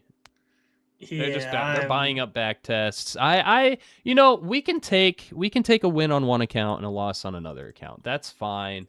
I'm probably just gonna not trade the rest of the day. I got whomped by slippage right here on the show, and I was able to show you guys what happened because I talk about it a lot, but I haven't been able to demonstrate it. So we got to see that crazy dome bid-ask side mess that happens with some good volatility. Not good volatility. That's the bad kind of volatility because you can't safely enter or exit. That's the kind of volatility you sit on your hands because if you don't, you lose $200 when you're supposed to lose $50. Boy, look at Monday's expiration for their yeah, they're stacking up there. It's been getting beat up the last few days, man. Yeah. It doesn't surprise me that market makers are positioning higher again at all. And as you can see, not a whole lot going on below us today. Yeah, that ship has sailed. They turned that into support pretty fucking quick on that initial breakout. Might get a 15-point range for scalpers here for next. That would be so annoying, though. It'd be funny as shit. Keep an eye on those two levels, that 7,400 and the 7,380. If they keep growing into close while everything else closes and moves off, we might pin it. But what I kind of anticipate will happen, even if we do fully test 7,400, I anticipate our big level down here to start growing again and then to pin it somewhere within this negative gamma zone. That's what I kind of suspect will happen. Just kind of fuck everybody on both sides there into close. What are we at for volume right now? 16 million. Yeah, there's no fucking volume, dude. Yeah. It is a Friday. Uneventful. Oh boy. Uneventful other than technically being net negative $100 today. Up 120 on one account, down 220-ish on the other. It is what it is. We were on a win streak anyway. We can take a loss on a Friday. Who gives a shit? And just like Joe said earlier when he joined, he doesn't much trade on Fridays. I usually don't either, but the show changed that. I do it for the entertainment. Especially during the summer. We had a nice Friday last week. It was fine. We're fine. We're fine. Yep. We are coming into that We're gonna 90 do the- Holy wick down on the NASDAQ, though. Is the S&P doing that too? The NASDAQ just dumped 100 testing points. previous high. Yeah. Top of that downward trend range that we broke out of right now. Put that to a 5. I bet we got a stair step. You bet your ass. All right. That was probably Maybe this that range here. It can drop Maybe the another go like touch 70 VWAP. points and stay bullish. I'm not Man, they touching moved it. that I up. think I'm just going to call it good. I'm going to call it good. Dow dropping. Yeah, don't end a good week on. Yeah, I'm not trying going to fuck around. force something. I'm not going to fuck around. We'll be all right. Well, with that said, folks, I think we ran out of cool shit to talk about on the Friday. I got some other unusual whale shit to get taken care of before my weekend starts. I turn 33 tomorrow, and there's no fanfare at all because that just means when I get out of bed in the morning, it's going to hurt a little bit more than it already does with my beat-up joints. That's it. Hey. Where the fuck is it, dude? I'm so bad at plugging sales, y'all. I lose my stuff. I lost the link. I lost the photo. There it is. Found it. God damn, I'm good at this. Until July 6th, homies.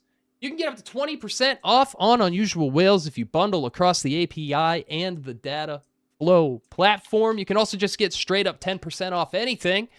And if you are riding on a monthly subscription and you want to bump that shit up to annual, you will get 15% off. The bundles are new, so if you've been thinking of dabbling and you want a little discount from both sides of the platform, those bundles are going to be where you go. Otherwise, this thing runs until July 6th. You got some time to get in there, but once it's gone on July 6th, you're going to end up shit creek without a paddle on the sales because it'll be over. Oh, I figured out what your candle was there too. Was it a Trump tweet yeet?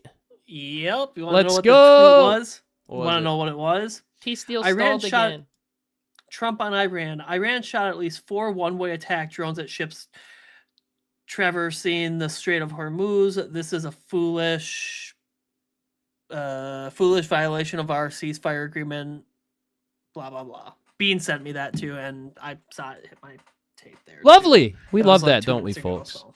Just in time for the weekend. Just in time some headlines for over the weekend. weekend. But yeah, man, I think that'll do us for today. I'm done scalping for the week. I'm going to get another YouTube video whipped up. Tucker has a funny short coming out either over the weekend or on Monday. There will also be another Man on the Street coming out on YouTube, TikTok, Instagram, so be on the lookout for that, where our homie Arthur goes out on the street of San Francisco and gets stock picks from random people and has Mr. Whale pick what to do about it. It's pretty fucking cool. He's a fun, I was funny just going guy. to ask you who that dude was because I like his videos. They're That pretty is cool. Could Be Arthur, and he is awesome. He's great. We'll have him on the show sometime. We're trying to work it out where he can call into the show from the street to do some live shit That'd be crazy, with homies. That would be pretty fun and dope. We're still figuring out how to set that up. I did lie. I took a short on this account we don't care about, and I'm out already. But I'll just show it on the screen real quick to show why. It's that exact same stair step we took earlier. Boom. They back tested the bottom of this prior shelf. They rejected. I got in.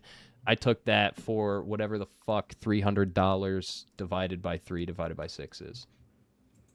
That many points. I'm not going to try. I just showed it on screen and they couldn't see it anyway because it's on our webcam. So you'll have to take my word for it, everybody. This has been another episode of Whale Watch, as uneventful of an episode as it was. We'll be back Monday morning, same time, same 4 places now, doing the same shit. Hopefully have a little bit cleaner price action for me to take a safe trade instead of getting chopped up by slippage like we did today. It is what it is. It happens. You got to get used to losing too, because you're fucking going to.